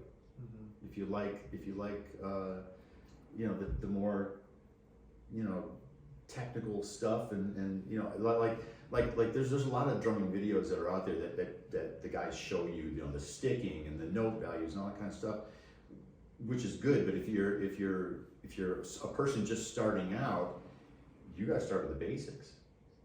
And a lot of that, and drumming is physical. And I would say just get yourself some sticks and start doing hand to hand. And the more you work at it, the better you'll get. Okay. What about going to instead of college, you go to school for music? Do you think that's important, or you don't necessarily need to do that? Like you said, it was very valuable. I think it is. I wish I had gone to. I wish I had the focus at the time. I wish a lot of things, but the way it turned out overall for me is good. I didn't have a lot of support from my family. The only support I got was acceptance, which was huge. That in and of itself was huge. That's who he is. That's what he likes. Leave him alone. I don't like it. I think he should be a machinist. I think he should get a real job. I think he should, a lot of people don't understand that part of it. Take care of business, and then you pursue what you want to pursue. So no, I didn't have a whole lot of support for that. If I looking back, I think if I had the wherewithal now, I just was immature, and things going on at the time, personal things, and also I just wanted to get out of Michigan. I had this idea that I'm just gonna come, and I did, and I didn't get all the gigs I wanted. It was still hard to especially as a drummer, to find a place to practice and all that. Oh my God! When I think back to, I remember living in an apartment in San Diego with my sister. I just wanted to get my drums out, and so of all the things that I did, was I got the bass drum out and I set it up. And we were on an upstairs loft, And I set it up and I just started, you know, next thing I know, you know, Yeah. I remember when I first got out of school and I didn't have a place to practice. Mm-hmm. I needed a place to practice and I couldn't afford, you know, a lockout or anything like that, and I just didn't have it. And my wife, thankfully, she had a storage unit that she let me, I went into the storage unit and set my drums up behind all her cosmetics and all her equipment, made a little clearing. I did that for about a month before they booted me out of there. Yeah, that was over on, You just rotated it, should tied it in. that was over on, Van Owen. So, anyway, yeah, it was a storage unit. Yeah, and I just had a friend of mine build me a rehearsal studio in my house. Uh-huh. Yeah, it is interesting with drumming, right? Because it's like especially if you don't have parents supportive of that, it's like why Oh, forget it. yeah, getting a drum set and like the noise right in your house like that is the one thing where it's just not gonna probably work out. When I go to like, imagine when you go to a school, so say if you go into a music school and you go into the drum rooms, and there's drum room after drum room after drum room, that's all you hear is, you hear it all at once. Uh-huh. You have no idea what they're doing. It just sounds. It's just. I gotta hand it to my folks for putting up with the learning curve. Mm-hmm. You know, and even when I did get good and was actually working on stuff, Mm-hmm. you know, it's just a lot of noise to them. They were good. It's great to have parents that support that. Let's say someone doesn't have parents that support that. Is there a way to practice still, or like something they can do to like kind of do it, or is it like maybe just getting involved at school in the Yeah, band? they've got electronic kits that you can do. Okay, so that's like not noisy then. No, you can get pads. And, Okay. you know, there's ways around There it. is I mean, ways around even when I was in San Diego and when I was just right after I got diagnosed, Mm-hmm. I was living with these guys and they had a spare room and they let me set the drums up in there, and I just took rags and towels Mm-hmm. and everything, and I just played on that. Oh, okay. And luckily it was in a house. Luckily it was in a rural area where it didn't seem to bother anybody. Nobody complained. Mm-hmm. And I could still get that, you know, certain amount of practice in. Mm-hmm. Yeah, it wasn't until I went to school to where I was really into it and really was able to get, to maintain it. Okay. A few more questions. This one's kind of random. Have you seen Whiplash, the movie? No, You haven't? Okay. I know about it. I was just gonna ask what you thought about it if you had seen And it. I've seen it. No, I remember when it came out, people were telling me you got to go see it. Uh-huh. And no, because it's true, and I've had a few instructors. Yeah, I was gonna ask if you've ever experienced anything like that. Hell yes. Because that was intense. That movie's intense. Yeah. And it's a great movie, honestly. But When I it's was- intense. Okay, I got a story for you. Okay. I was in 10th grade in high school, and I went to. There's two music camps in Michigan that at the time. Mm-hmm. One was Interlochen, which is up northern Michigan, and the other one was Blue Lake Fine Arts Camp, and I went to Blue Lake because it was closer to my house. Okay. And it was I think it was like a month. It was like a month, maybe 6-week program. Mm-hmm. Just, you know, it's a camp, it's a sleepaway camp, and they do all the swimming and all that stuff when you're with the kids. But you also were, you know, saturated with whatever arts you were into, and they had sculpting there, they had painting, they had ballet, they had mostly music.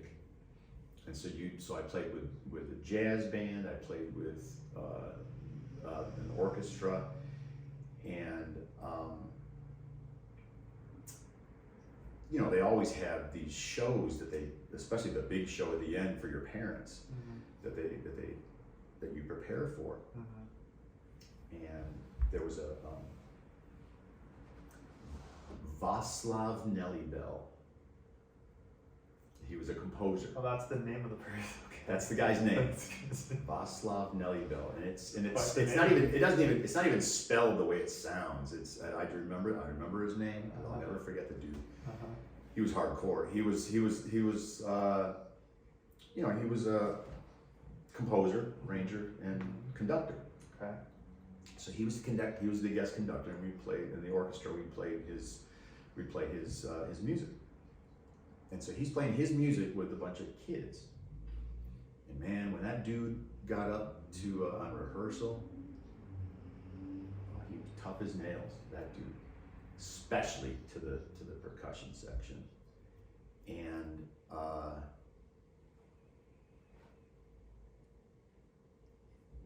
when you look at a piece of music and you see the dynamics markings, you know, the mezzo forte and the fortissimo and so forth.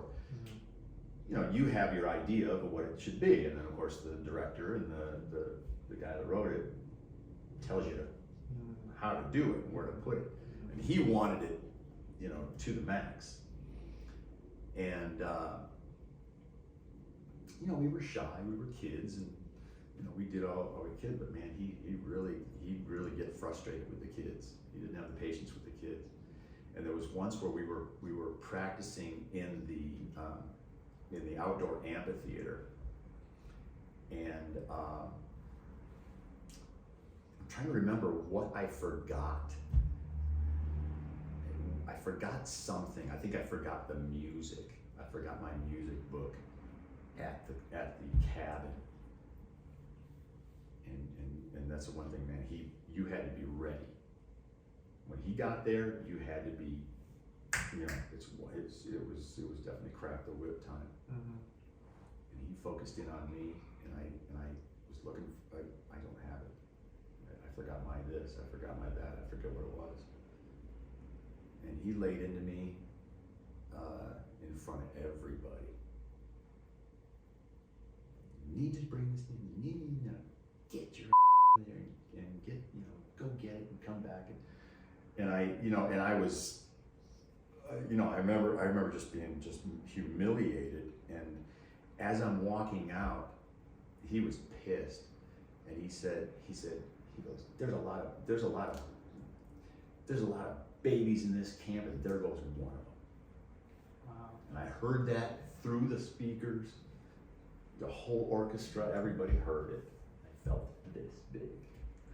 So when that movie came out, you know, you remember those times. I don't need to feel that. I feel some of that stuff a little too personally when I see movies like that. Okay. So that experience though, did it take you a long time to get over that? Did it put you kind of in a shell where it really affected it? Did okay. Yeah. How long do you think it took for you to get over that? Where you kind of. No, I mean there's that, and there's other experiences. There's other experiences in my life that. But that seems like that kind of experience can really just completely change the trajectory of where someone's going with drumming potentially. Yeah, but it didn't. I don't know why it didn't. I was there for a purpose, and I just took it, and back then that's what you did. Yeah. You do what you're told, and you took it, and you tried. And the funny thing is, you know, what you don't realize as a child is that everybody's different, and everybody, even though their intentions are good, don't always come across as good. I have another social media instance that I'd like to tell you about that down the road. I need to use the restroom again. That's fine. As you said? No, before that. What were we talking about before that? So it was in your camp in Michigan, and then the conductor, the composer was kind of chewed you out, and then I kind of asked you if that was how that affected you and if it took a while. Yeah, it's that and a whole lot of experiences like that. I mean, being the youngest of six,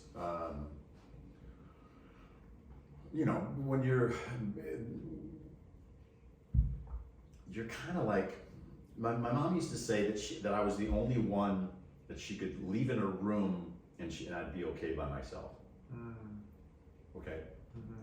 I don't know if that was a compliment or not, because that's just how I was conditioned. That's how it was.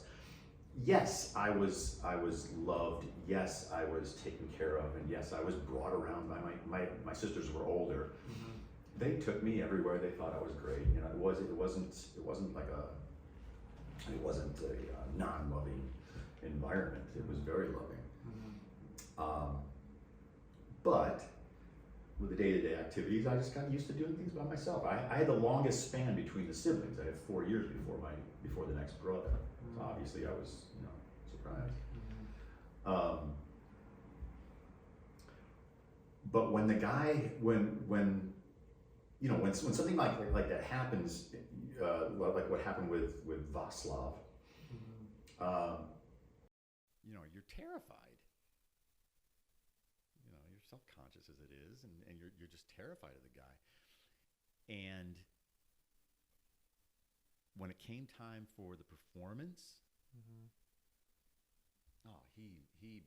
he just heaped the praise on us, and especially me. He came up to me afterwards, and I thought, oh my God, he's going to rip my head off. He didn't apologize. He wasn't that kind of guy. He just said, "You did a fantastic job. That was great. It was good." And he was really happy, so it just made it feel okay. But yeah, of course you remember all that stuff.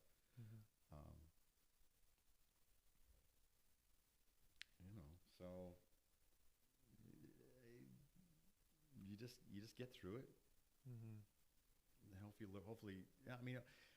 you'll learn from it. The one thing I learned from it is don't forget your before make sure you got all your stuff when you're going someplace important and other people are relying on you.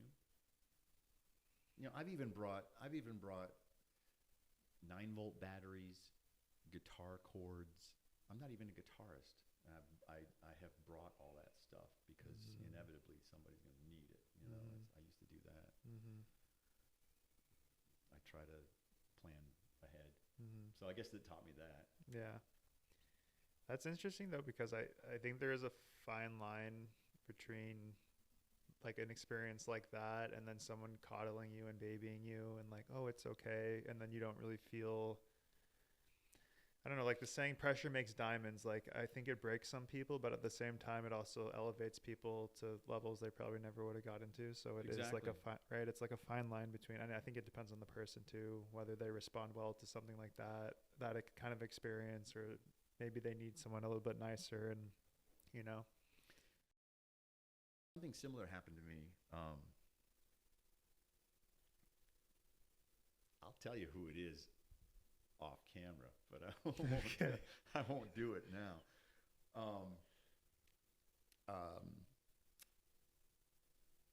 Herman Matthews is a drummer in town, and he recommended me for a live playing gig with someone that he recorded with. And I wasn't doing much at the time, and I thought, oh, okay. So I get to know her, and get to know this person. I blew it again, didn't I? I said her.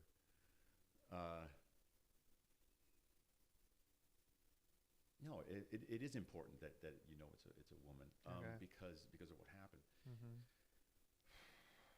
Single lady singer. She's a good singer. She's trying to, like everybody else, trying to do something with it. And so yeah, I was looking for performance videos. I want to be the live guy. And so I auditioned for her, got it, started playing, started getting things organized. But I was getting impatient. I didn't have much going on. I wanted to help her. I wanted to help. If you need help getting this going, let's start scheduling the stuff. Let's start scheduling the rehearsals. Let's start doing this and doing this and doing this. Anyway, 3 months I went through that. And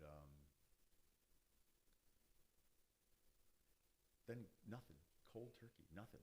Nothing. Absolutely no responses from my text. No phone calls. Nothing. Absolutely. She just, nothing came back. And so I did the same thing. I started reaching out to her friend. Is everything okay? Is she alive? You know, what's going on? Mm-hmm. She finally gets the, you know, the chutzpah to call me back. And she said, I know what you're doing. I have experience in this. And I know what you're doing, and it's not going to happen.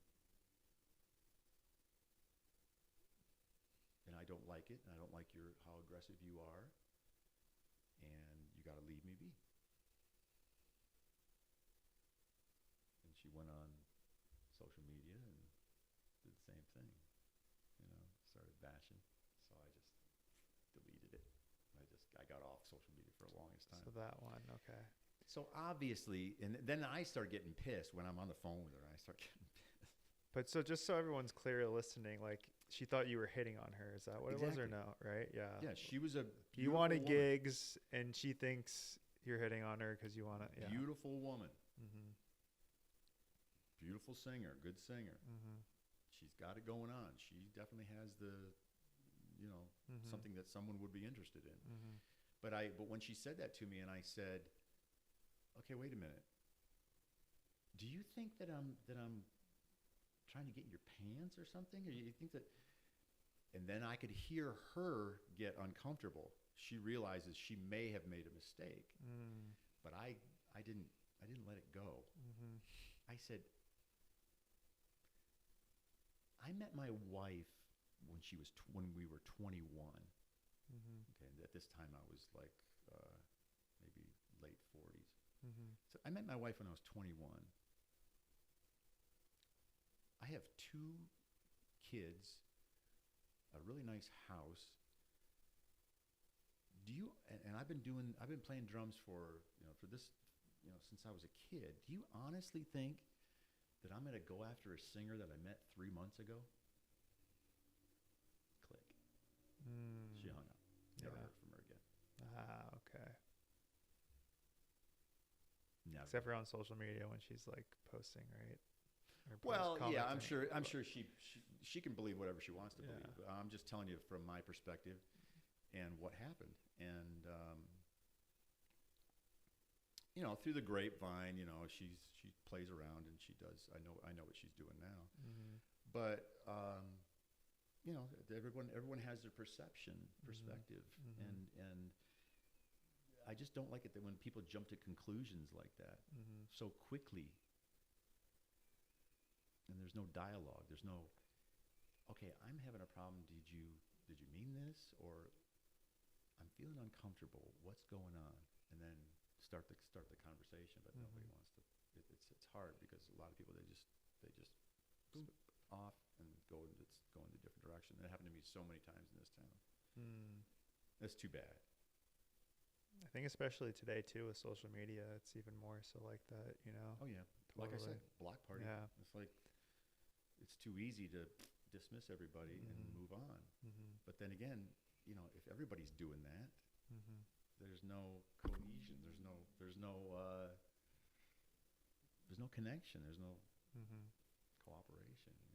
Anyway, it's too bad.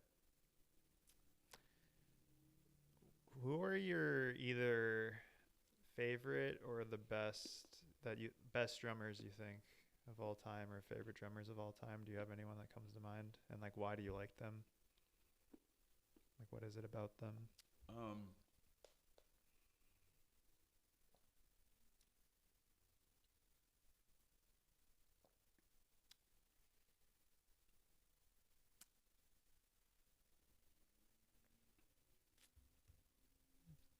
Okay, if you're talking about like when I was growing up or like now. Let's do now that you have this, because of all your skill set, and you kind of probably appreciate it a lot more. Let's say now instead of growing up. I think now I have to put my friend Herman Matthews on the pedestal he deserves. He's got a great attitude, and when he plays, he doesn't need flat. He's not a flashy guy. He's not a flashy guy at all. But man, is he solid. Mm-hmm. And he can groove like that. Mm-hmm. He plays on a little 4-piece kit. He uses these massive hi-hats. He uses like 18-inch hi-hats or something, 16-inch or 18-inch. So he has that sound, but he has one cymbal and a ride cymbal, and that is it. And I'm telling you what, it is friggin' awesome. Mm-hmm. He is awesome. And I learned a lot by watching him over the years. I even had Thanksgiving dinner at his house one year with his in-laws, but that was years ago. And I just reconnected with him recently. But Herman Matthews has always been the top. Richie Hayward from Little Feat. He's passed away since. Okay. He is a big influence. He was, God, I'm still trying to get my brain to think more in that direction. But yeah, he comes up with some cool stuff.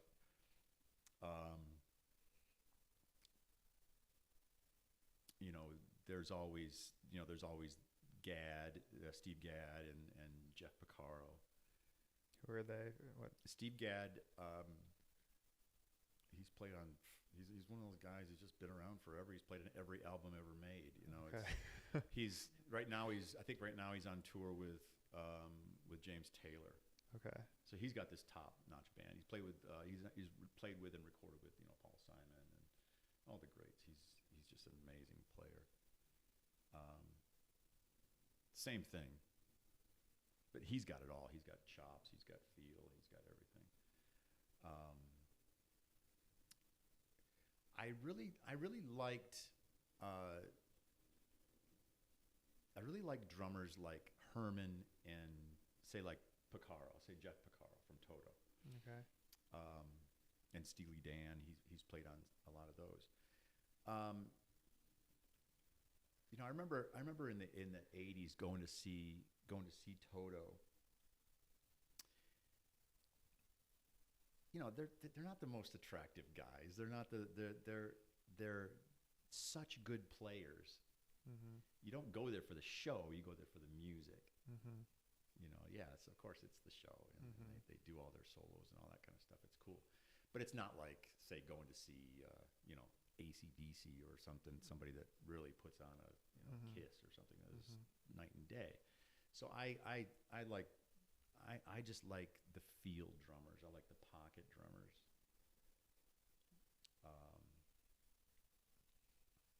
I listen to. I used to listen to a lot of sax player Kirk Whalum. He's still around. I forget who his drummers were. I think Herman played on one of them. I always forget who his drummers were. These different guys. Mm-hmm. Those were all the same thing. Those are like jazz guys. Mm-hmm. Yeah, when I was growing up, it was I liked the Alex Van Halen and the guy from April Wine. I don't know why I liked him so much. His name was Jerry Mercer, and he was a monster. I mean, monster. He was like, what was he like, 6'3", or he was a big guy. Whenever he stood out in every band shot. Mm-hmm. And he was a rock guy. He played well. He played solid. He wasn't unbelievably flashy like a Neil Peart type of guy or anything like that. But loved the music, and I think what it is when I listen to music and I listen to it as a whole. Sometimes I like music because of the drummer. Sometimes I like it because of the hook. Sometimes I like it because of the guitar tone. It's why we listen to music, is we get different things out of it, and then it just kind of you realize that it's made by a cohesive bunch of guys. Hopefully, anyway, back then. Is there any drummers from the past, let's say 20 years? I'm thinking like my generation growing up, right? Is there anyone of the last 20 years that stands out to you that like in a band or anything? Or is there like, for example, like I think for my generation, like Travis Barker from Blink-182 is like the that's probably who we would all think of as like the most popular, like most famous drummer was him. And even today, he still like plays in a lot of, he does a lot of music still, but there's not really, I can't really think of anyone else from my, like, let's say 20 years ago, you know, and bands or anything. It's all just, or it's just like older drummers. It's no one like, it doesn't seem like anyone's really coming up anymore where they're like at a Travis Barker level of fame, you know? Yeah, I don't, you know, I don't really follow a whole lot of that stuff. Okay. You know, there's, I don't know. It's, I think a lot of it is the music itself. Sometimes if I'm not getting anything out of it, you know, like I remember the first time I heard Blink 182, I didn't. It's so different too. Yeah. I didn't get it. Yeah. And it was so different from what I was into at the time. Yeah. You know, I dismissed it. My niece, who's, you know, your age, she was going off on Blink 182, and I didn't get it. That was the band. But no, he's, Travis Barker's a great player. You know, again, it's a different way of approaching the drums, and he's got his style. As far as another drummer from that time, Yeah, like period, that era. Is there anyone or? I just don't think drummers really get famous like that, you know, anymore. No, Or like no, people not you would anymore know. because Yeah. because they're. And there's I less think, of them too. What's that? There's probably less of them too, like whether people are using the digital drums or whatever, you know. Yeah, it's not. Yeah. I just think that from what I've seen, but then again, I'm because I have young kids and because I'm from what I've seen in popular music, Mm-hmm. the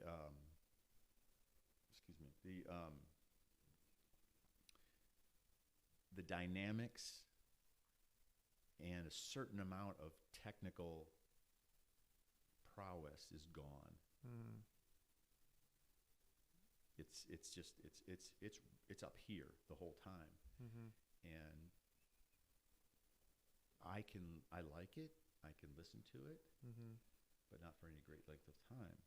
I like to, I'm just telling you, I get overloaded. I'm just telling you, I'm a 58-year-old guy, and I'm used to what I'm used to, and Oh yeah, it's different. It's just that's not how I learned to play the drums. It's not why I like music. So I have my head banging days, that's for sure. So this isn't a drum question. This is just a funny music question. What do you think of Nickelback? Do you have any thoughts, have or no. you don't even know who that is? I know who you know they who it are. is? Okay, but you don't.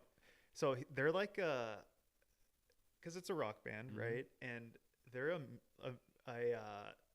I don't know if you know what a meme. Do you know what memes are? Yeah. Yeah, they're like a meme for like my generation of just Yeah. like Mhm. But they're actually really good. I've always thought, right? Like I think I like their music, but it's funny that they like for whatever reason that specific band is like a meme of like, oh, they're like terrible, and I don't understand why that is. You know?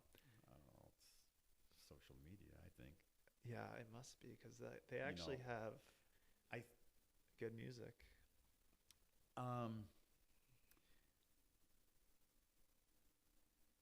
Yeah, it's the same thing. Well, like I just said about the Blink 182. People get Mhm. different things out of it, Mm-hmm.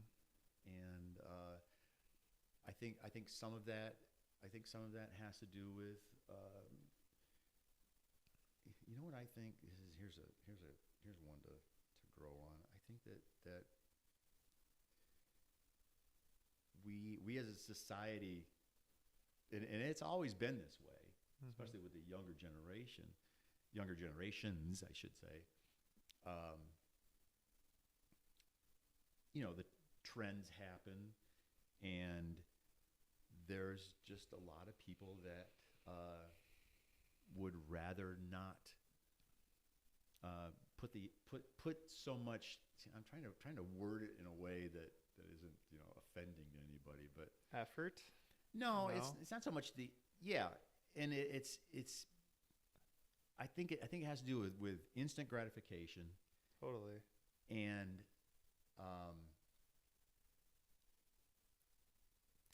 lack of discipline, lack of motivation to there's so much music out there and so many different styles of music. Mm-hmm. And sometimes people just get real myopic, you know, and they only like what they like. And I'm the same way. I'll admit it. I'm the same way. I like what I like, but I also am open to listening Mm-hmm. and open to consider it. No, I just find a lot of people just flat out aren't. You know, I have even people in my own family are the same way. When it comes to music, they listen to one thing and one thing only.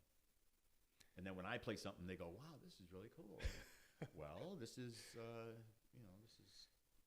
So that's a good question for you then. Robert Johnson from Yeah, who would you recommend? And let's say like give maybe 3 people that probably no one's ever heard of or like doesn't know about that you think they should listen to like see if they like it. Like either a person or a band, or you have anyone comes to mind? I'm so bad at Yeah, I know it's putting you on the spot. this Sorry. type of recall if I'm not prepared. Like maybe who's someone that you listened to growing up that probably wasn't very popular, that because obviously like the Led Zeppelins, all that, you know, the AC/DCs, all the Queens, everyone has listened to that. Is there anyone maybe that's a little bit more subtle? Like you said, Toto, you really liked going to concerts. Is that one you'd recommend? Maybe people listen to that. Yeah, I mean the early Toto was great. It's just it just sometimes it starts to sound dated. That's Okay. that's the thing Uh-huh. is things get only the classic ones are gonna last. Stand the test of time, yeah. You know, and again, when I was growing up, we bought it for the album. Mm-hmm. You know, we bought it because they had the not all the cool stuff was played on the radio, Mm-hmm. and that's what we wanted to get that. Mm-hmm. You know, if we had the internet, it would be a whole different story. Yeah.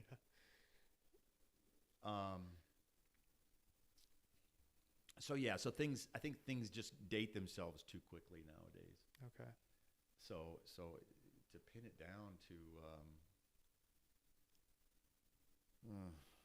okay, refresh my memory. What was the question about the music? But just if you have any, would you recommend anyone that like something they probably haven't heard before, whether it's a band or just a musician, like a solo musician? Probably more rock and roll, or even just someone that is popular that you really like. That's like, oh, you should listen to this album maybe, or like this song that isn't really well known. Yeah, go back in the different times and find out who was popular when and why. Just take some time and look back. There isn't any. I mean, I could say, you know, bands like I remember like bands like Yes, or when you go back to some of their early stuff, and of course it's dated. It's going to be dated, but try to understand where this music will take you. Mm-hmm. You may like where it takes you. Mm-hmm. I think a lot of people are just afraid. Mm-hmm. Other bands, let's see. Yeah, see, I always listen to that. I have to get my phone and look at some stuff here. That's fine. I have a whole list here. Do you use Spotify or no? No, not really. No.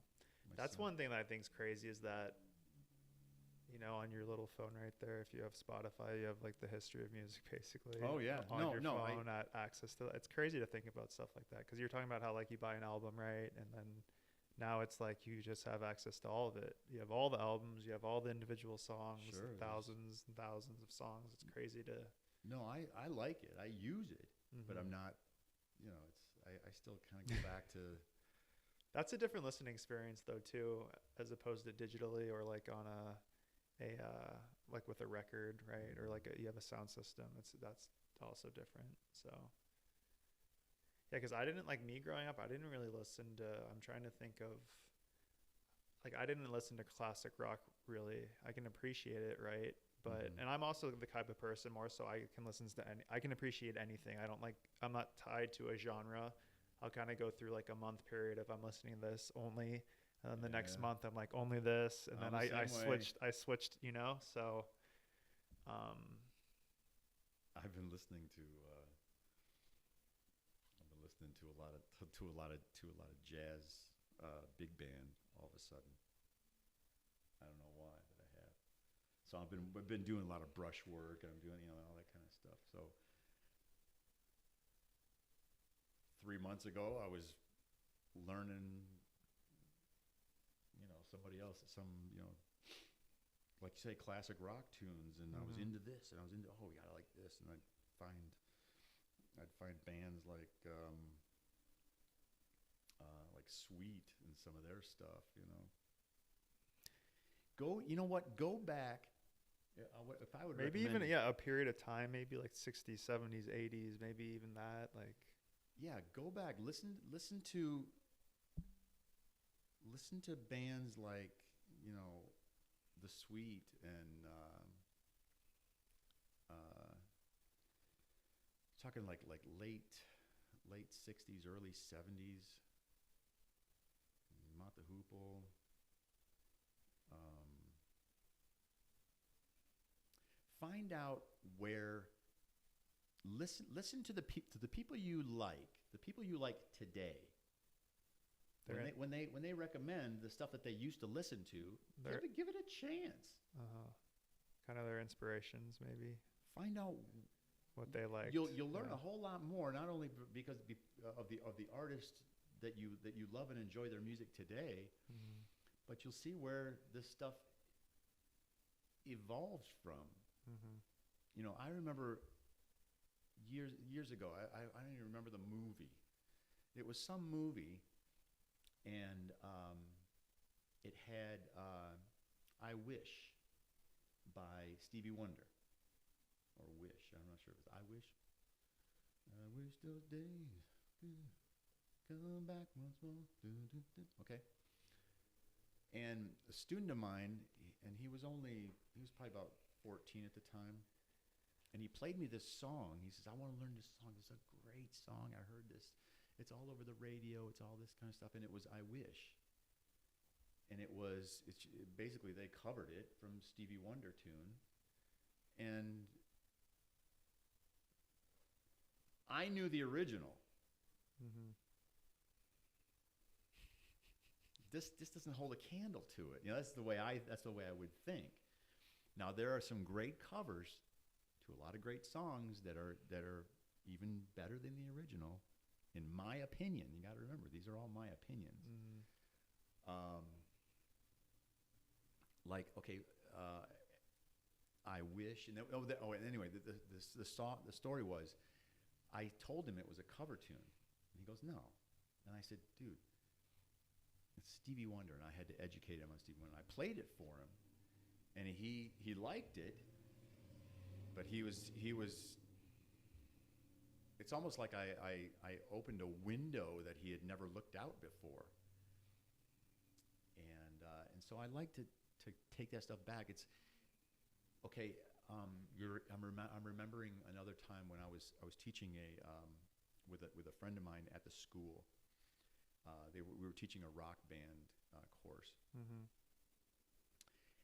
and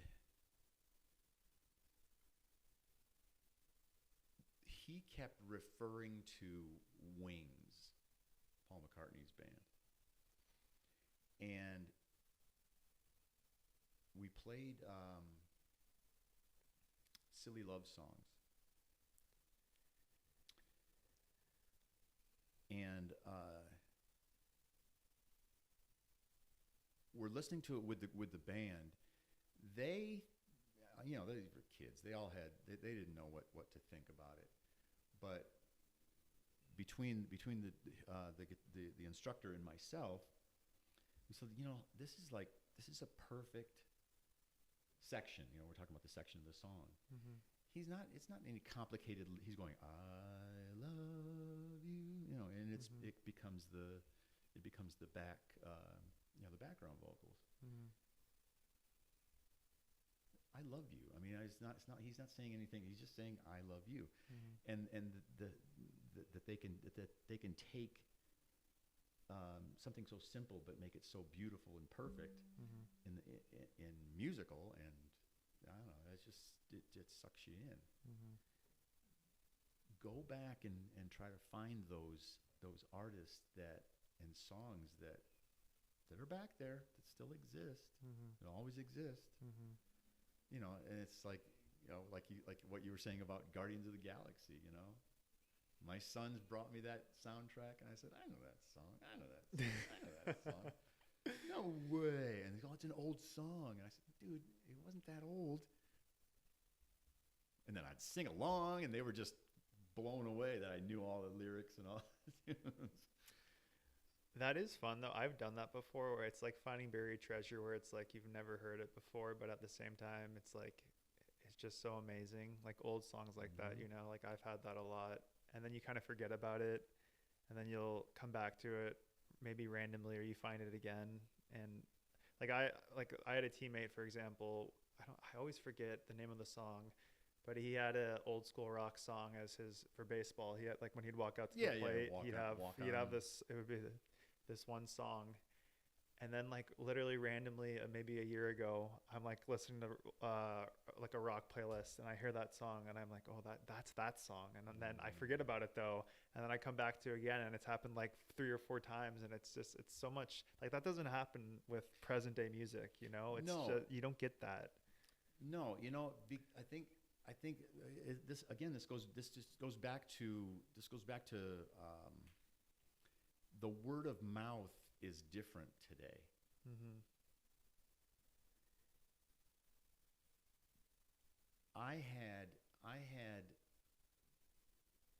had this library of albums and stuff in front of me that my family played all the time. Okay. Sometimes I just think that when people get into their little pockets of what they're comfortable with listening to, that there's no dialogue anymore. Oh man, you got to hear this. And there's to have the openness to actually listen to it and consider it. Mm-hmm. And you know, thankfully, it's funny because I was just thinking about your Guardians of the Galaxy. I was playing. It just reminds me of different songs of that era that I would play for my older son, and now he's all about it, and that's all he listens to. Mm-hmm. He just hates all that stuff that his friends. Yeah, it's funny. There's a lot of garbage out there these days. It's kind of sad. It's just it's the internet. It's so saturated. It's more about marketing the person too, I feel, right? And they just pop songs out, but it's more about the person, like turning that person into a star. If they have like appeal to people, it's not. Well, yeah, and they get younger and younger. Mm-hmm. Did you see that little girl on the bass player? You ever see that girl? Mm-mm. I just discovered this. Maybe I'm behind.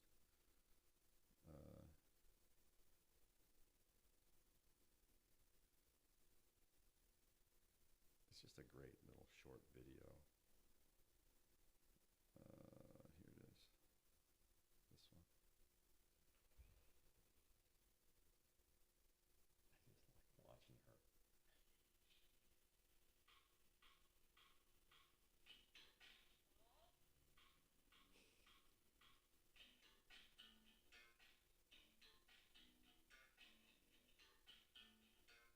Wow. But watch.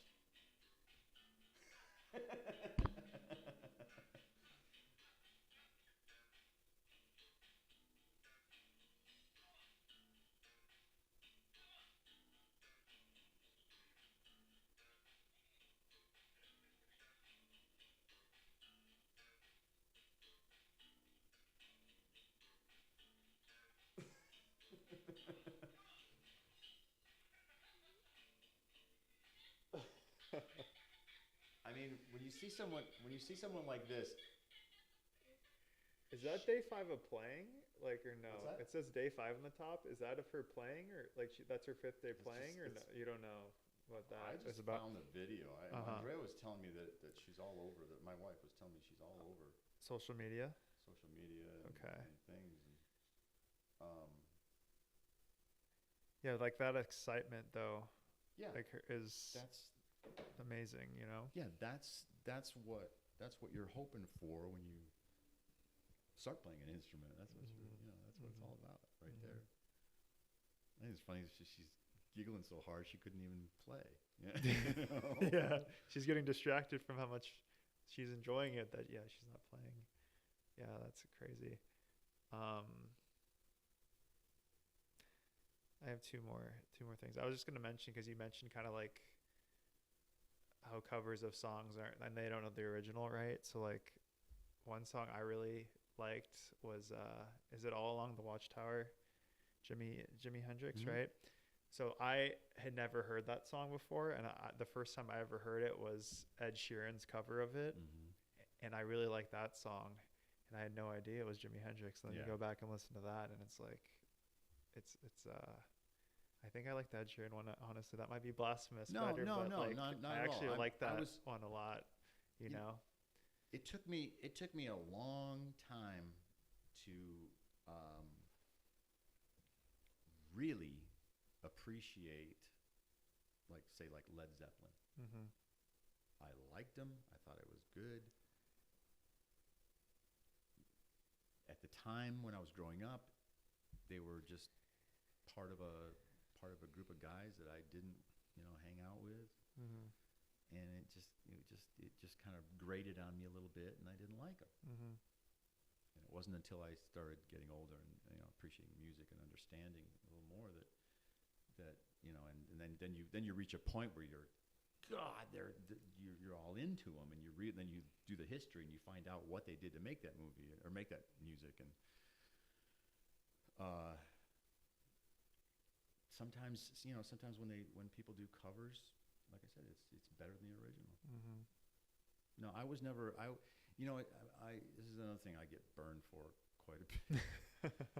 Was the psychedelic rock like Hendrix. Mm-hmm. Again, to me it's like jazz. I can appreciate it, but it doesn't grab me and move me Mm-hmm. to a point where I love playing it, or like a lot of guitarists love to play all that stuff. Mm-hmm. So that's sometimes that happens, and sometimes you get it, sometimes you don't. Sometimes you appreciate it, and sometimes you get it later, and sometimes you just don't get it. Mm-hmm. I understand why people I have are, that too. Yeah. why someone would like X, whether Mhm. it's a an actor or a movie or a song or a performer. They like them for the reasons they like them. Mm-hmm. So last question. What would your advice be to, let's take it back to your, like, when you just moved to San Diego from Michigan, and then what would your advice be to that version of yourself, knowing all that like you've lived your life, right? You have the wisdom of being older. Do you have any advice for that person, or Well, another one putting you on the spot, kind of, but yeah, I could talk about the diabetes, but maybe just general life, like. But it also seems like you kind of lived your life the way you wanted to, right? yeah, So, I mean, just did. how about what about like what? Okay, you got I something? do have, because I'm living it right now, and I'm feeling the effects of it right now. Okay. I never really learned the subtle art of communication as a group. One-on-one, I do great, Mm-hmm. but as a group, or like I have, like, in a crowd Mm-hmm. or a party or something like that, new people, I have a hard time with that. I would have to say to myself, get out and don't be afraid to put yourself out there into those social situations. Mm-hmm. And yeah, because I would get intimidated, or I would get heaved, or I don't really like this group, but be okay with it and try not to judge. Mm-hmm. I think that would be my main advice. Don't judge a book by its cover, but don't easily dismiss what's put in front of you. Okay. It's hard. It's hard when you're young. Mm-hmm. You think you know everything. Yeah. You think you know everything. You think that you think you're the best. You think you're whatever you think. Unfortunately, a lot of people take that into their adulthood. That is something I'm realizing because I'm 30, and it's like you realize how much you don't know. Oh, it's yeah. like there's so much. Even musically. I mean, when I think I told you I started listening to more big band stuff, and I thought, okay, well, now that I'm teaching at this school, I'm going to have to teach reading at some point, and I got to get my reading chops back up, and reading gigs are few and far between. Mm-hmm. But I still want to do well at it, so I thought I'd work on it. And then I start reading, and I go, oh my God, I don't know anything. I can't even play this. I used to play this backwards and forwards. And yeah, it gets to you, but you realize, and then you realize how much you don't know. Mm-hmm. Yeah, I realize now that I'm going to be thinking that way my whole life. That's the beauty of it too, though. Well, you're always learning. There's always something to learn. There's always something to learn. Yeah. Every day's new. Keeps it interesting. I could throw out a whole bunch of cliches, but the one advice. Okay, you know what? There's another bit of advice that I would say. Treat every day like it's brand new. Don't let what happened to you define you. Don't live in the past, because it'll consume you. There have been times in my life where it has. I'll be honest. Thankfully, I've found my way out and have a better understanding through age, maturity, life experience, and other things, other people and friends. Yeah, because you think differently as you get older, and you start to see a little broader what's important and what isn't. I would say that. Okay, that's good advice. If anyone wants to get in contact with you or anything, is your website the best place? Because I usually put, if you want to reference social media or a website, I usually put that in. Yeah, they can So the sign website's up on the website. The website's the best. Yeah, okay. I'm gonna have to. I haven't maintained that website in a long time. I got to put some new stuff on there and redo it. But and then do you do private lessons too, or is it just you work out of school or what? I work at Burbank Music Academy. Okay. As far as private lessons, you ever do that or no? Have you ever done that? I used to do that.